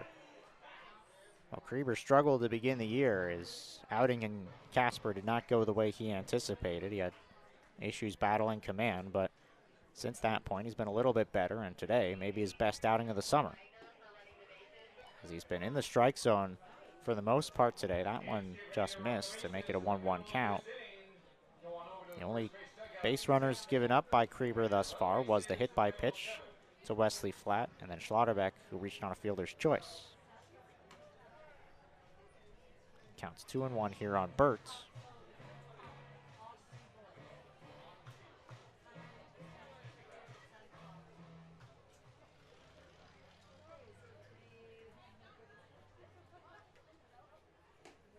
Three and one. Outfield shifting Burt a little bit to the opposite field. Green shading just a tad over to right center, leaving a bit of a hole in left center if Burt can pull the ball. His RBI double, though, was to right center. This time he does pull it, but foul. Another high chopper. Seen two of those off the bat of Spuds hitters against Krieber.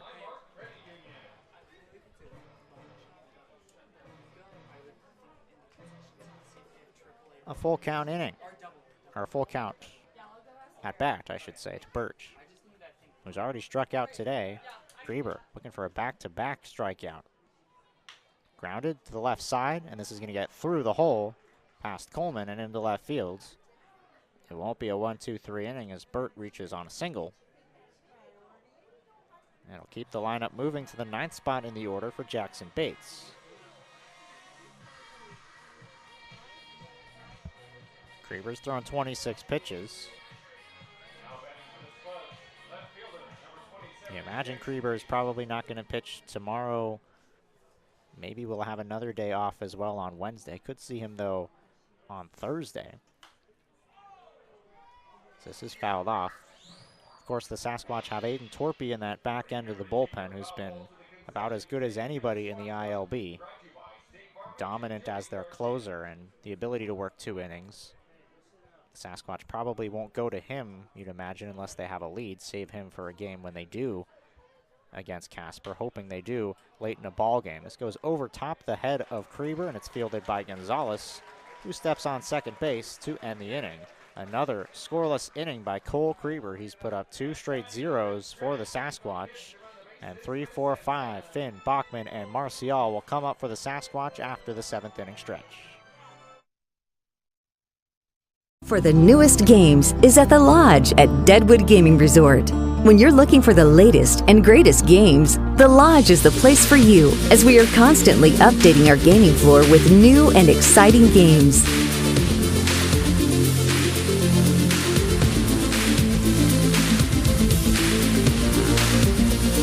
There's always something fresh and fun at the Lodge at Deadwood Gaming Resort, your home for the newest games.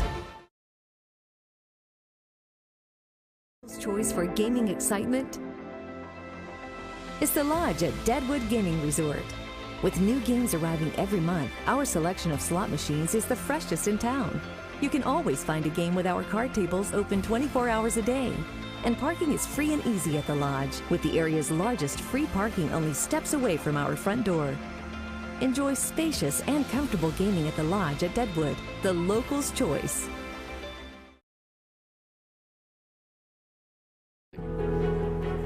So untamed. So much historical fame. So much to see, hear, smell, taste, enjoy. So pack your bags. Hit the road. Strike gold. Deadwood is waiting. There's so much South Dakota, so little time.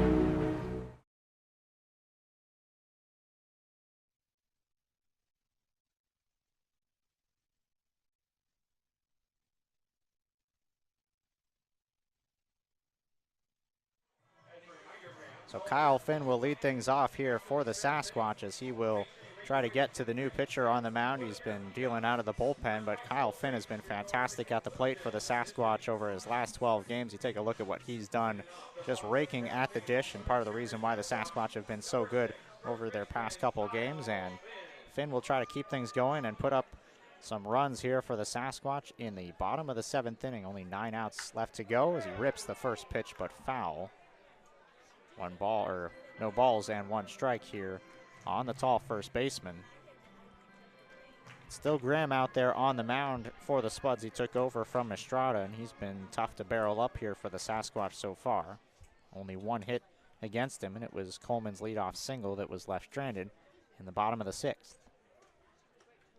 An even count on Finn. Just try to chip away at this Casper Spuds deficit. 4 runs to go and 9 outs to work with. Got the right guys up, though, to begin the inning with Finn and Bachman. This is chopped weakly to the left side. It's fielded at third by Flat. The throw to first gets Finn for the first out.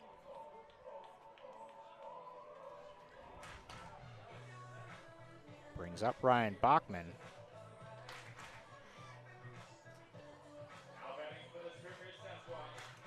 Mentioned the hit streak that Bachman had, 23 games that ended a couple days ago on July 18th, but he's got another hit today. Had an RBI double back in the 3rd inning. He fouls this pitch off. He's 1 for 3 today. Grounded into a double play in the 1st. That double came in the 3rd, and then he grounded out to second in the 5th.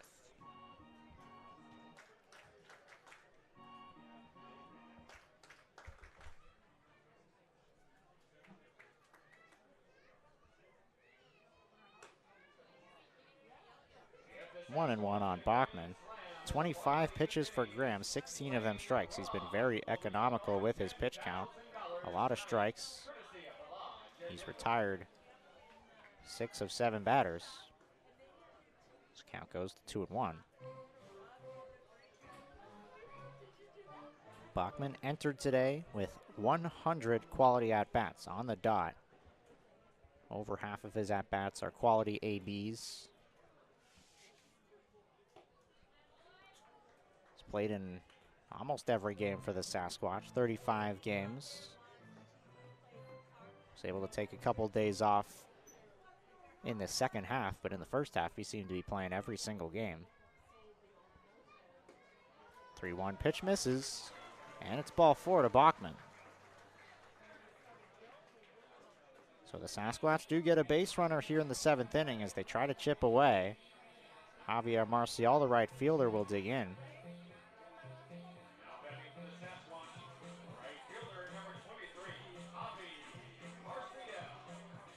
Marcial's been on base twice today. His RBI single in the 1st and his walk in the 5th. In between that, he grounded out to second in the 3rd. So he is 1 for 2 today. Check in at first base on Ryan Bachman. Bachman, not a lot of speed. Don't see him stealing a lot of bases very frequently for the Sasquatch. He is a smart base runner, but just doesn't necessarily have the gifted wheels. Big bounce from the backstop helps out the Spuds as Parker Burt gets that ball quickly off the bottom part of the backstop. And Bachman can't advance to second base as a result. And that is the smart base running if he tried to go. Probably out number 2 there at second base. Another pitch in the same spot. Burt blocks it this time. He's had to be busy behind the plate. He's seen quite a few pitches in the dirt, but he's been great behind the dish as a backstop. And with those back-to-back pitches missing and the previous few against Bachman out of the zone, 6 straight balls out of the hands of Graham prompts the mound visit from Burt. Bottom of the 7th inning, the Spuds 9, the Sasquatch 5. 9-10-1 for the Spuds, 5-7-0 for the Sasquatch.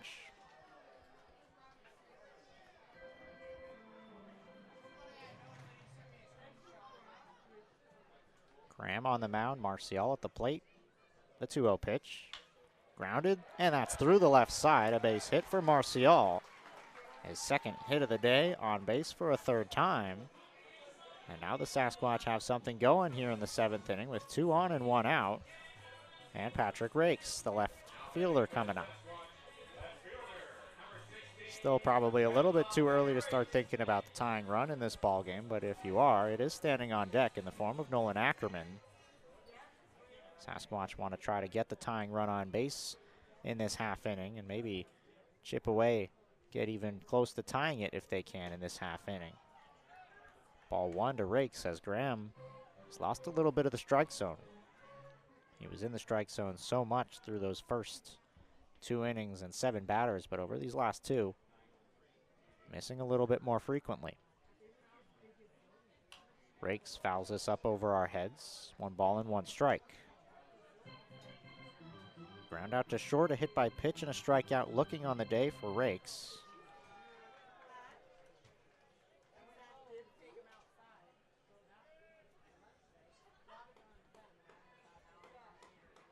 Graham's 1-1. Rakes hit hard into center field, right on a line, and Burke will make the catch.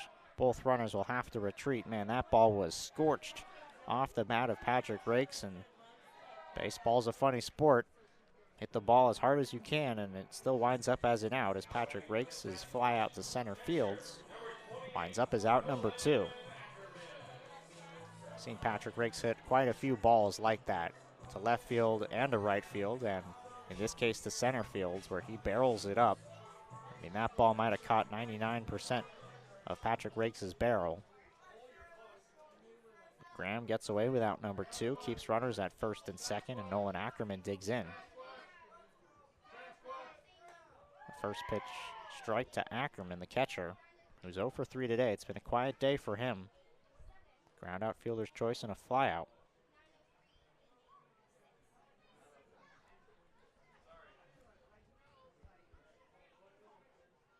In the dirt, this gets by Birch. They'll throw down to third, and Bachman is there. Man, Burke might have had a play at second base as Marcial was trailing Bachman, and he didn't get a great jump off of first. He didn't know if Bachman was going to go or not. If Burt notices it goes to second, might have been a play to get Marcial. Instead, there's 2 in scoring position for Nolan Ackerman. This is a big spot in this ball game. A base hit could bring home a pair and cut into this deficit. Spuds on top by 4. Trying to keep it that way. The Sasquatch threatening. Ackerman grounds it to short. Schlotterbeck, plenty of time. The throw to first gets Ackerman. And Graham works into and out of trouble here in the bottom of the 7th inning. The Sasquatch leave a pair stranded at second and third. And after 7 innings of play, the Casper Spuds still lead the Sasquatch by a score of 9-5. Spot-on teamwork saves me so much time. I haven't spent a single minute in my back office this week. Teamwork simplifies employee communications, scheduling, tip-outs, and payroll. It even syncs with my POS, so I know my data is accurate. All right, tips are out. In fact, film this. Cut! Now remember, you really hate that back office.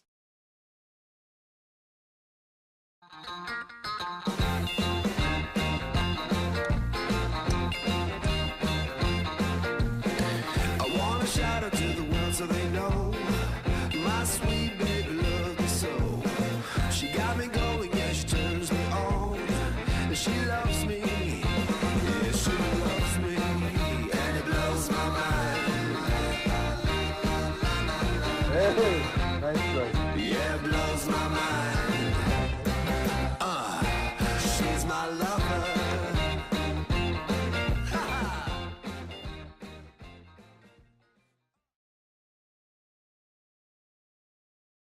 Medicine is everywhere you need us to be, on the sidelines to support our local athletes, at our clinic locations throughout the region, and at our Ortho Express walk-in clinic when you don't have time to make an appointment.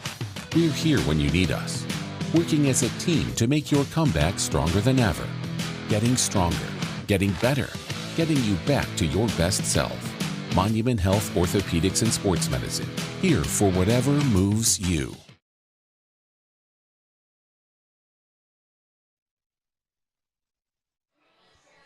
Cody Clausius will lead things off. The leadoff man will begin the top of the 8th inning. 1, 2, 3, Clausius, Flat, and Schlotterbeck.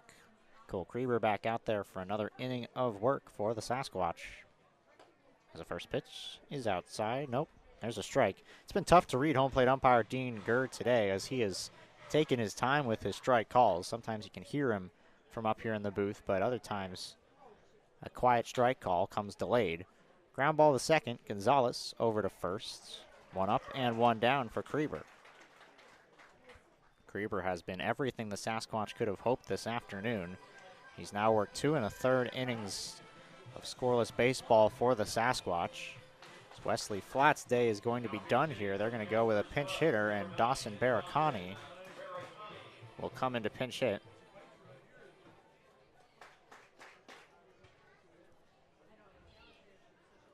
First pitch to Barakani drops in there for a strike to finish the point on Krieber. 2 1/3 innings pitched thus far. 1 strikeout, or pardon me, 1 hit allowed and 2 strikeouts.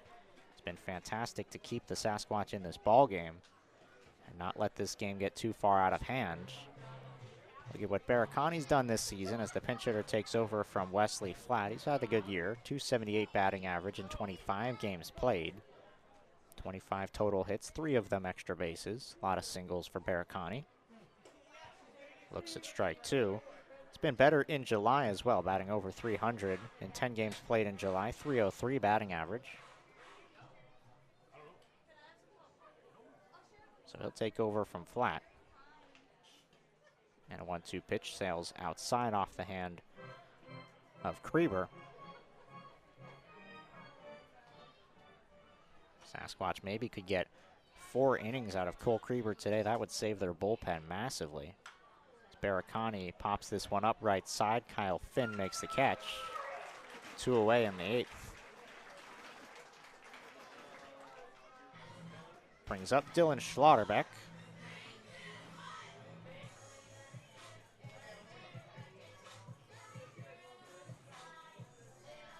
Schlotterbeck is 1 for 4 today. He has driven in a run. It was his RBI double in the first. Also stole a base back in the 6th. First pitch swinging, lofted to short. Nope. It'll drop in for a base hit, man. Micah Coleman fooled me. I started looking at him over at shortstop. He put up his glove just like Ben Green did earlier. Thought he had that one measured up. Instead, it's over his head, and it's a base hit for Dylan Schlotterbeck, a 2-out single. Brings up the power hitting first baseman Josh Phillips, who's already left his mark on this game today with a solo home run back in the 5th inning. He also had a sac fly in the first, so 2 RBIs on the day for Phillips and his 9th home run of the season. Krieber's first pitch is a strike, 0-1. I'm not sure what the ILB record is for home runs in a season. Ryan Bachman has 11 in his career, and I believe that DJ Van Atten, with his 11 home runs, those all came in one season. I'm not sure if DJ Van Atten has the mark across the entire ILB in terms of home runs in a season, but if he does, that's the number that Josh Phillips would be chasing, 11, as he's got 9 so far. Looks at ball 1 there. Count goes to 1-1. Phillips has really been everything for the Spuds. Home runs, high batting average, coming in and getting saves, or at least just one save on the season. 10 innings pitched. He's worked back ends of games. He locked down a victory for the Spuds against the Sasquatch early in the season. And he's been a guy who's hit the Sasquatch well. 4 home runs now against the Sasquatch. 4 of 9 coming against Spearfish. 2-1 spiked. That gets to the screen, and Schlotterbeck will advance to second on the wild pitch. So now on a 3-1 count with 2 outs and first base open. We'll see how aggressive Krieber gets with Phillips here, if he tries to throw something in the strike zone, or maybe just looking for a chase here, willing to give in and let Phillips take first, with Chase Burke due up next. Guy that Krieber has already struck out today. Seemed to go right after him there with a breaking ball and got Phillips out in front. Works the count full. Krieber trying to work a 3rd scoreless inning here for the Sasquatch. He's thrown 40 pitches. Runner goes, and it's a swing and a miss. Cole Krieber, the best we've seen from him this summer. He shuts down the Spuds through the 6th, 7th, and 8th. He keeps the Sasquatch in this ball game. We'll see if the offense can help him out. 8-9-1 due up. Coleman, Gonzalez, and Seth Nelson in the bottom of the 8th when we come back. So surprising. So untamed. So much historical fame. So much to see, hear, smell, taste, enjoy. So pack your bags. Hit the road. Strike gold. Deadwood is waiting. There's so much South Dakota, so little time.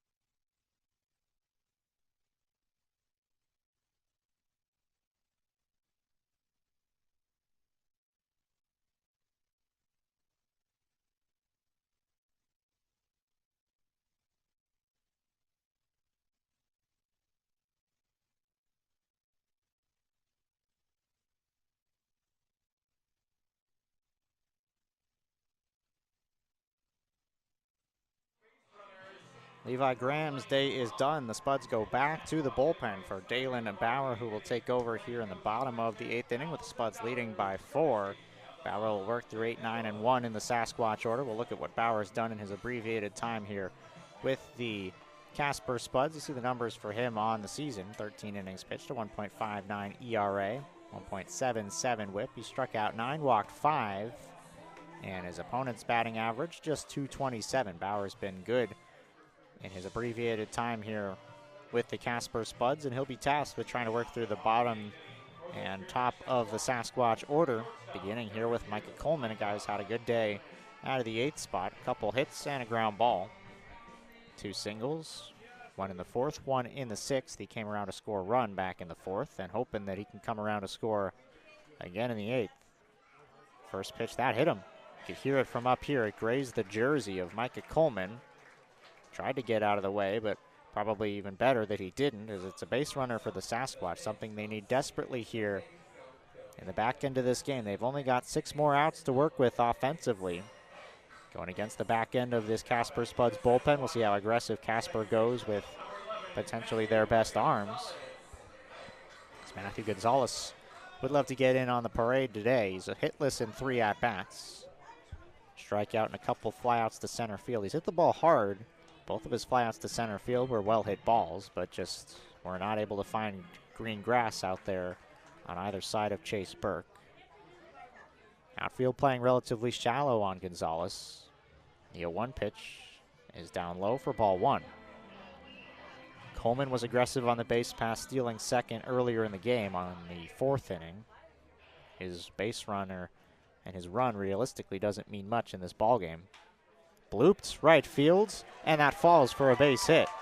Coleman will stop at second. Jackson overruns it and falls down, but Coleman, no reason to test him.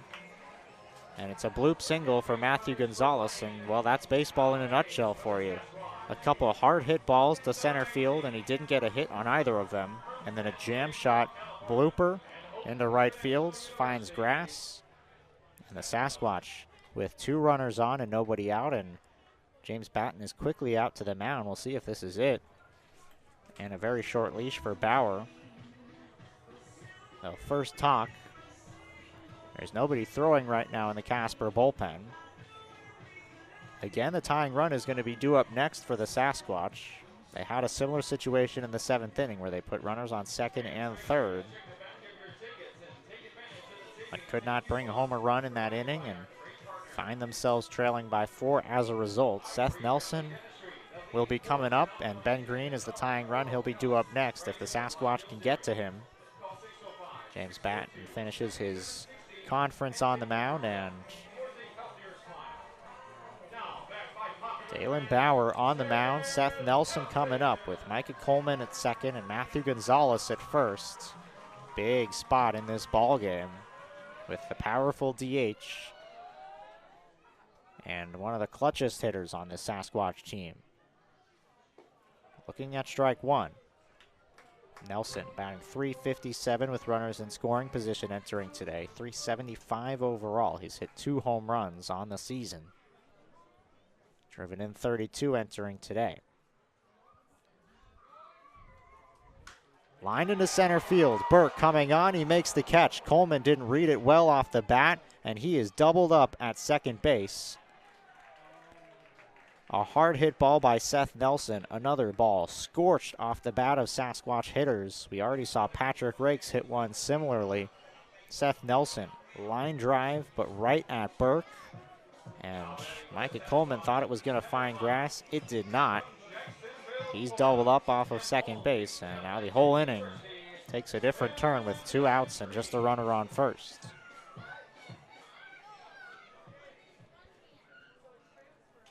One of the few mistakes, if not really the only mistake the Sasquatch have made in this ball game. They've hit the ball hard, they've pitched pretty well, and really the first time we've seen a lapse in their game. Casper's just been the better team through 8 innings today. The Sasquatch have hit the ball hard to Chase Burke out in center field a couple times and just couldn't get that big hit when they needed it. Still time to go. 2 outs in the inning and a runner on first and Matthew Gonzalez. It's Ben Green trying to get back the momentum here in the 8th.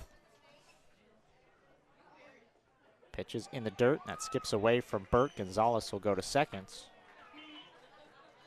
Another pitch in the dirt that Burke got a good piece of, but not enough to keep Gonzalez at first. So he does advance to second on the wild pitch. Defensive note as well, Dawson Baracani has stayed in the game to play third base in replacement of Wesley Flatt, who he pinch hit for in the top of the 8th. Bauer on the mound, a 2-0 pitch to Ben Green. Fouled off.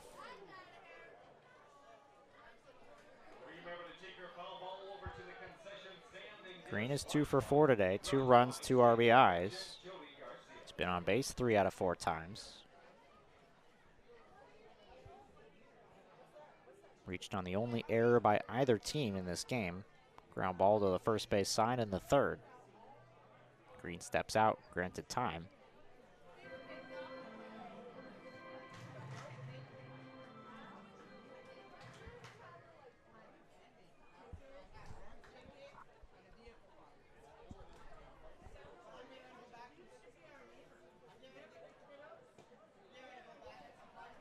Three and 1. Kyle Finn is due up next. Another bat with power in the Sasquatch lineup. Guy who's been hitless in 3 at-bats today. Would love to get an opportunity with 2 on. Here's the 3-1. Grounded. Shortstop Schlotterbeck eats it up. Throw to first is low, and Phillips digs it out for the 3rd out of the inning. Sasquatch again threatened, but a double play on a ball hit to center field. 8-6 double play off the bat of Nelson, and Coleman doubled up. Winds up keeping the Sasquatch off the board in the 8th. We head to the 9th. The score still 9-5.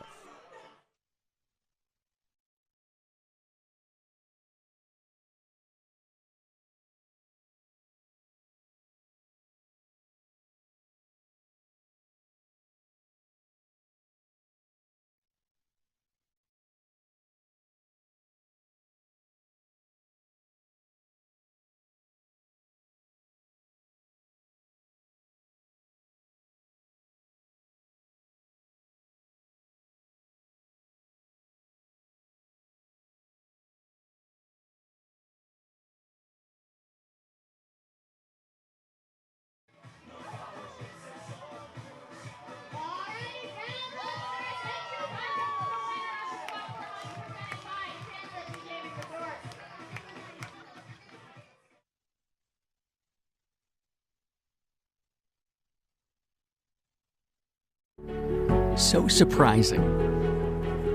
So untamed.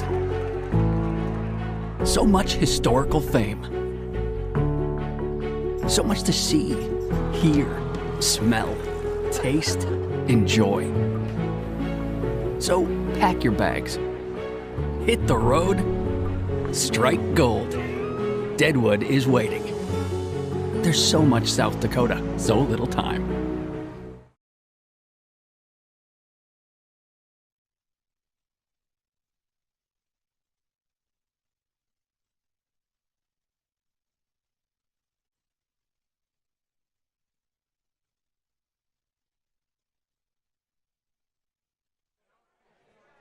Chase Burke to lead things off in the top of the ninth. Cole Krieber back out there on the mound, and he misses on the first pitch. No, he doesn't. It's strike one. It's Burke, Jackson, and Stocking, 5, 6, 7 in the order for the Casper Spuds here in the top of the ninth inning. Krieber's been dominant on the hill for the Sasquatch. First pitch, or second pitch, I should say, grounded over to first, and Kyle Finn steps on the bag, one away. How about the job Cole Krieber has done shutting down this Casper Spuds lineup and giving the offense a chance, which they almost were able to mount a rally in both the 7th and 8th innings, but couldn't get that run across. And after some offense early in this ball game, we haven't seen a run scored since the top of the 5th inning when Casper put up 3. It's been all pitching over the second half of this ball game, and that's about to change. Kenny Jackson way out of sight to right fields. A solo home run off of Cole Krieber has put Casper in double digits, and now a 5-run lead with a solo blast here in the ninth.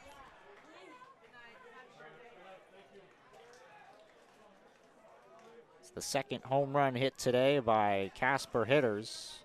First Josh Phillips' solo blasts in the 5th. And now Kenny Jackson has left the yard. Another solo shot. It's his fourth home run of the summer. And it extends the Casper lead here in the top of the 9th inning. Chandler Stocking will bat now. The base is empty. He looks at ball one. The Sasquatch won't get any help from the Bison today, as the Fremont Moo have defeated Bison baseball out at home in Fremont. 14-6 final score. That means if Sasquatch cannot mount a rally to win this ball game, they would move into a tie in second place in the ILB, where the Sasquatch would have the tie-breaking winning percentage. But they would move into a tie in terms of total standings. A base hit by Chandler Stocking gives Casper a runner on here in the 9th inning. Before that home run, Cole Krieber had been almost untouchable on the mound for the Sasquatch, and even now, through 3 1/3, only 1 run allowed. Might be more, though, as a ball in the gap. Stocking on his horse off the bat of Burke. Stocking rounding third, he'll score easily. Burke will cruise into second base, and an RBI double for the catcher, Parker Birch. And Casper piling it on here in the 9th inning. They now lead it 11-5.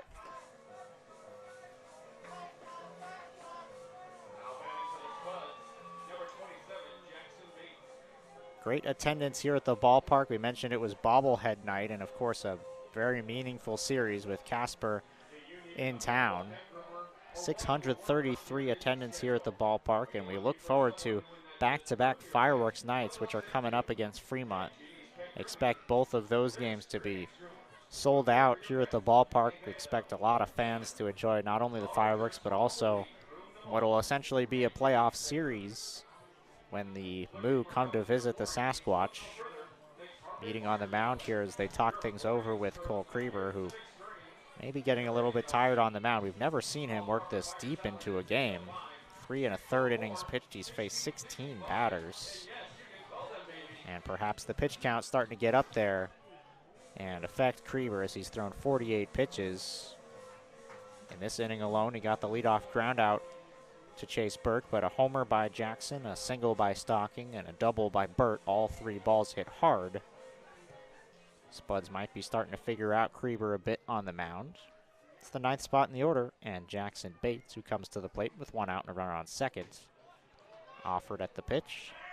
Counts 0-1. Spuds have 14 hits today. Only Chase Burke among starters for the Spuds is hitless. Every other Spud has at least one today. Bates's one was an RBI single in the 4th inning.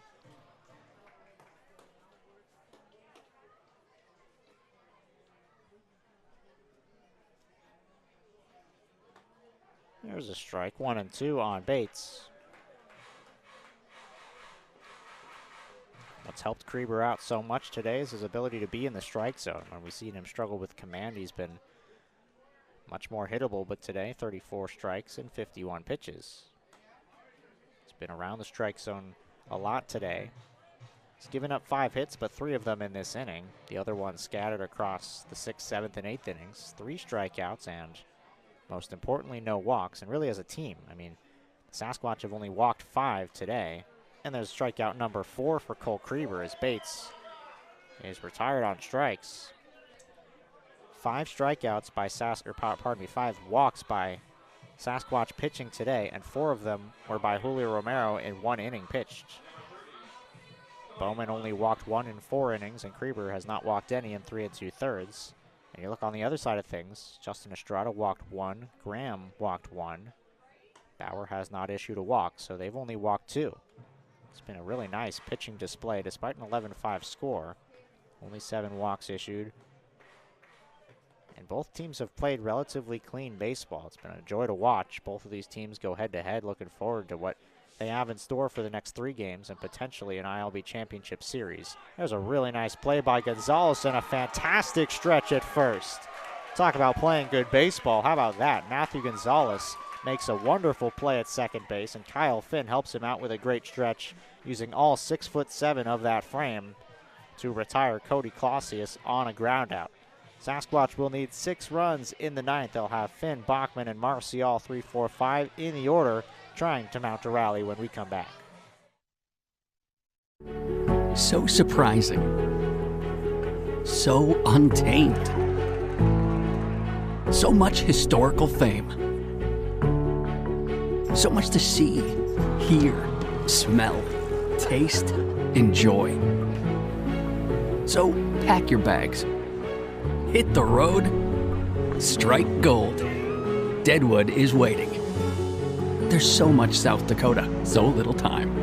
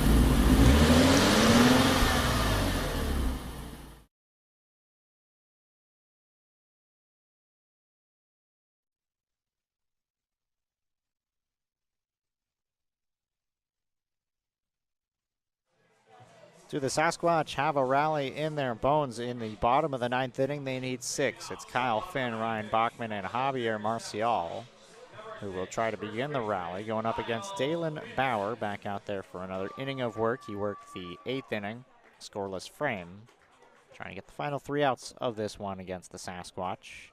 He misses low on ball 1 to Kyle Finn. It's been a pleasure having you all along here on the broadcast. These two teams matching up again tomorrow night, another 6:05 start. All the remaining 3 between these two teams will be 6:05 starts, which means our coverage will begin tomorrow at around 5:40. You can check right back here on YouTube tomorrow night to watch the second of the 4 games between the Spuds and the Sasquatch. A ball and 2 strikes to Finn. Finn, a quiet day, 0 for 3. Reached on a hit by pitch his first at-bat, but been off the base paths each of his last 3 times. Did he go? He did not. Was able to hold up there on the 1-2 to even the count. Casper pitchers have just 3 strikeouts today. Kyle Finn on the 2-2. Grounds one. It's fielded by Stocking, and they'll throw to first to get Finn for the first out. A little bit of trouble there from Stocking. He bobbled it for a moment, but stuck with it, and Sasquatch are down to their final 2 outs. Third baseman Ryan Bachman will come to the box. 1 for 3 day, RBI, and a walk for Bachman. Takes ball 1. Looking ahead to the rest of the Sasquatch pitchers that you're probably going to see over these next few days, in whatever order head coach Justice Scott decides to do it. Imagine you're probably going to see Russell Peterson, Cade Bleeker, and Luis De Los Santos in these next 3 games against the Casper Spuds, which would set them up to have some of those guys maybe a repeat in Fremont. Of course, it'll depend on how each game plays out, whether head coach Justice Scott will maybe go all in against Casper, or if Fremont continues to win, maybe save some of those arms for the Fremont series. With the way the Sasquatch record shapes out, if they lose all 4 of these games against Casper and Fremont wins every game leading up to the series against the Sasquatch Friday, Saturday, and Sunday, that would force the Sasquatch to have to sweep the Moo to get in. They would not be eliminated. They cannot be eliminated, I should say, before the series against the Moo, which does give the Sasquatch really a chance to control their own destiny down the stretch. If they win ball games, they can get in. They don't have to root against Fremont because they're playing Fremont to finish off the summer.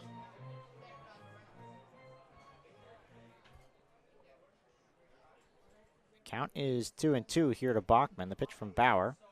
It's high, full count. And even despite what looks like it'll be a loss in game 1, take into account how these two teams faced off in the first 7 games, where Casper was 6-1, I should say, in those first 7 games, but they weren't really close, despite the Sasquatch winning 1 of those games. The first 4 of those games, which came on the road in Casper as Bachman walks, first 4 games, the Sasquatch did not hold a lead in any of those 4 games. They were outplayed in every facet. Defense struggled. Casper was running on the base paths. But like head coach Justice Scott said in the open of this game, which we showed, or pardon me, like he said in our interview that we showed in the open, head coach Justice Scott said, we're a whole different team. They're a whole different team. And they're certainly playing like a whole different team, the Sasquatch are. They've been in this ball game the whole time and trying to inch closer here in the 9th inning as they get a base runner in Bachman. Marcial looks at strike 1. Really good day for Javier Marcial today. On base 3 out of 4 times with a couple hits and a walk. Only retired once on the ground out. Throw over on Bachman.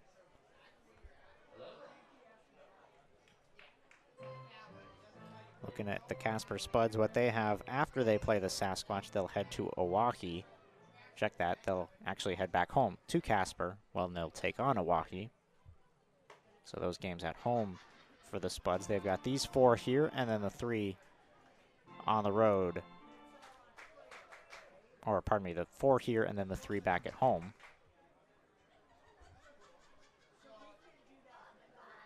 In the dirt, Bachman will go to second on the wild pitch. 2-1 the count.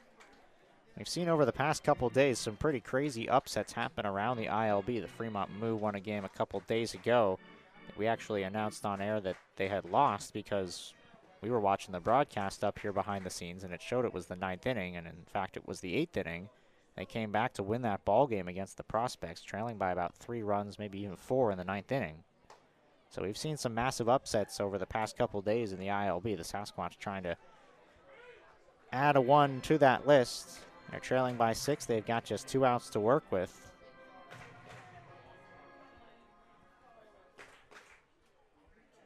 Dalen Bauer trying to finish this one off. Needs 2 more outs. 2 balls and 2 strikes. Another ball fouled away by the Sasquatch. This is just an encouraging sign for the Sasquatch offense. You look at the team as a whole. A 327 team batting average. You know the offense is there and that they can put together a lot of hits, lead the ILB in home runs, 29 entering today, but the ability to swing with 2 strikes and foul off a lot of pitches and work long at bats has been probably the most impressive thing that the Sasquatch have done today. As Javier Marcial strikes out, that's just the 4th strikeout of the game. I mean, consider 26 outs, and 4 of them have come on strikeouts. Head coach Batten not taking any chances. Even though the Spuds only need 1 more out, Bauer will be taken out here. He makes the motion to the bullpen. Sasquatch will have Patrick Rakes, the final hope when we come back, a new pitcher taking over.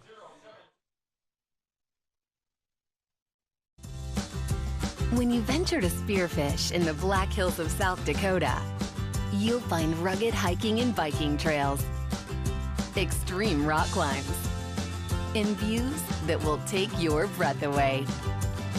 Plan a Spearfish vacation and come find your adventure. Spearfish, my great place in South Dakota.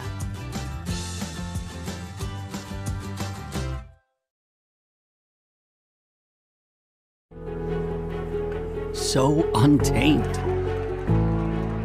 So much historical fame. So much to see, hear, smell, taste, enjoy. So pack your bags. Hit the road. Strike gold. Deadwood is waiting. There's so much South Dakota, so little time. The staff. The culture is unlike anything I've ever experienced. Spot On has greatly reduced the time our managers spend on scheduling. The biggest advantage is its tip management. At a touch of a button, it instantly allocates tip pooling and tip splitting. Our employees love it that as soon as we've done the tip distribution, they can see what they made yesterday. It's real straightforward. What you see is what you get, and that's what you want working in a restaurant. And with Spot On, you've got everything there at the tip of your fingers.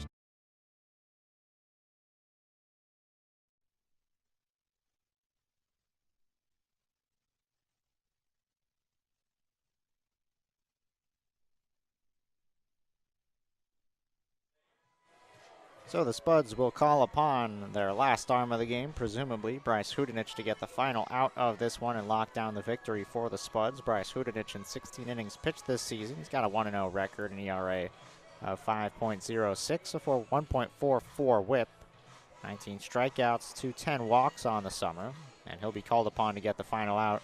He'll be greeted by Patrick Rakes. He'll inherit Ryan Bachman at second base, a run that really realistically does not matter in the grand scheme of things, with the Spuds on top by a score of 11-5. Stick around as soon as this game is over, as well as you will hear from me on the GP Local postgame show. That's all coming up as soon as this ball game is over, right after the final out. We'll go to a break and then come back, recap today's game, and also look ahead to tomorrow and the rest of the series. So all that is coming up on the GP Local postgame show. Patrick Rakes will come to the plate. Rakes a relatively quiet day, 0 for 3. He was hit by a pitch back in the 3rd inning, the only time that he has been on base today. Trying to keep the game alive here for the Sasquatch. They need him and a few more to reach to get any chance to bring the tying run to the plate, which sits well in the hole for the Sasquatch at this point. First pitch from Hudanich is down low, ball 1. So Hudanich takes over from Bauer, an inning and 2/3 from Bauer. He struck out one, walked one, and gave up just one hit. No runs allowed, though the runner at second base. Bachman is his responsibility should he come home to score. The 1-0. 2-0. After Rakes, you've got the bottom of the order, Ackerman, Coleman, and Gonzalez. If the Sasquatch can get all the way there.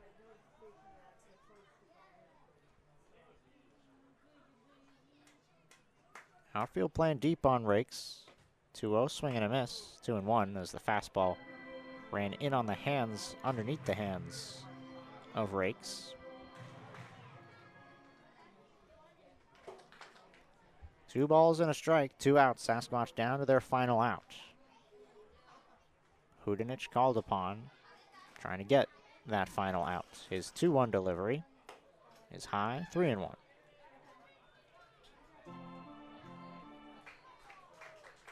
Nolan Ackerman is due up next. Showed you the numbers and mentioned them for Hudanich. 10 walks and 16 innings pitched, so he has had some command issues.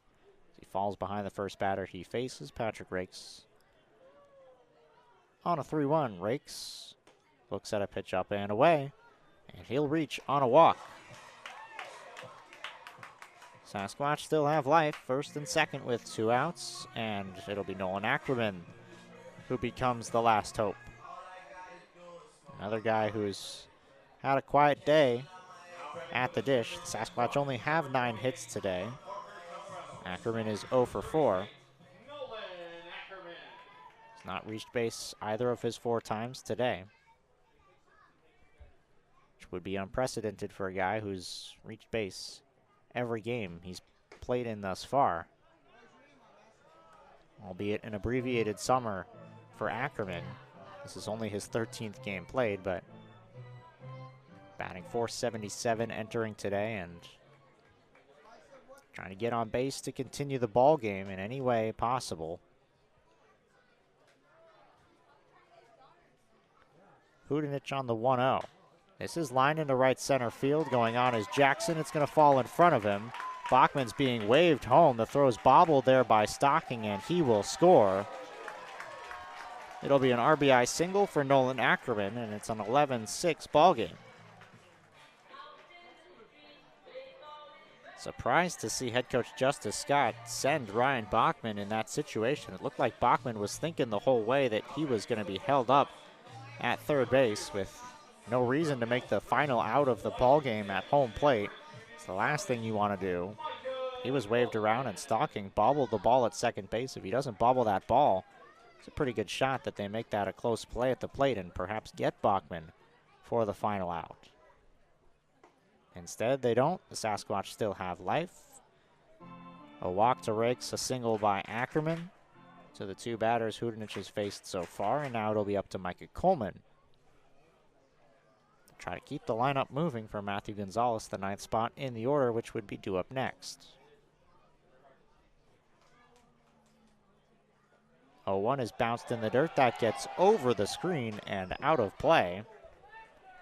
That'll allow Rakes to go to third and Ackerman to go to second on the wild pitch. A couple in scoring position here for Coleman. Coleman's a guy who's been hitting really well with runners in scoring position all year long. Was batting over .400 for a good chunk of his season. He's batting .389 with runners in scoring position entering today. .377 overall. It's been a fantastic summer for Coleman, who has 2 hits today. 1-1 is hit hard into right center field. Burke on the run. He's not going to get it. It falls to his right and rolls past him to the warning track. Coleman into second base with a double. The Sasquatch have more than just life, as they've scored now 3 in the inning, and they've cut it to an 11-8 ball game.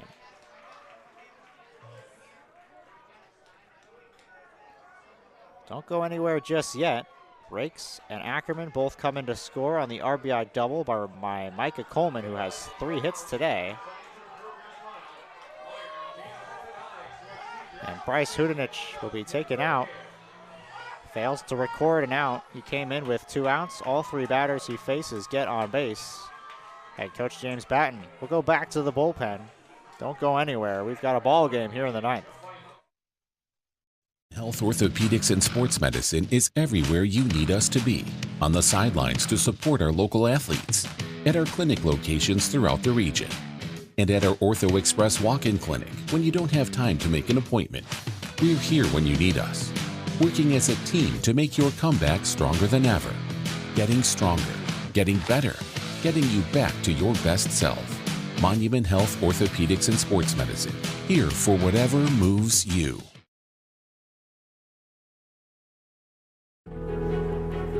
So untamed. So much historical fame. So much to see, hear, smell, taste, enjoy. So pack your bags. Hit the road. Strike gold. Deadwood is waiting. There's so much South Dakota, so little time.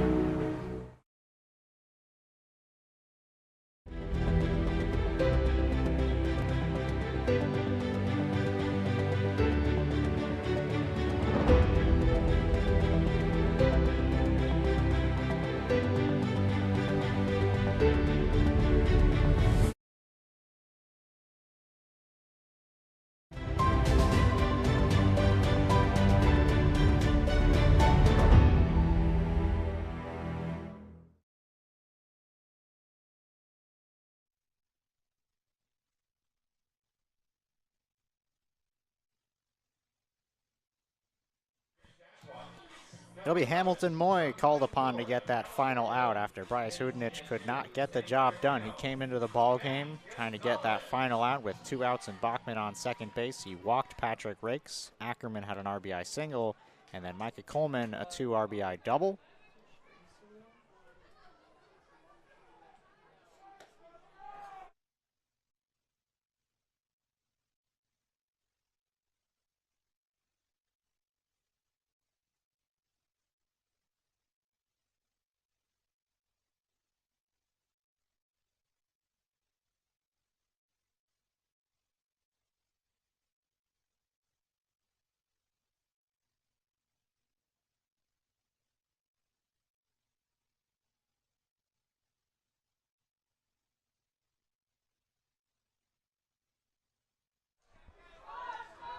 Count is 2-0 here to Matthew Gonzalez. Micah Coleman at second base. That's on the inside corner. 2 balls and a strike.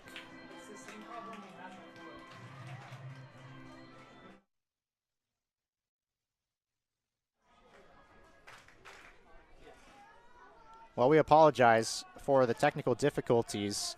We're going to have to go radio here for the final out. 2-1 pitch is lofted in the air, shallow left field. This will do it. Drifting over from left is Bates. He's under it, and he makes the catch. And the ball game is over.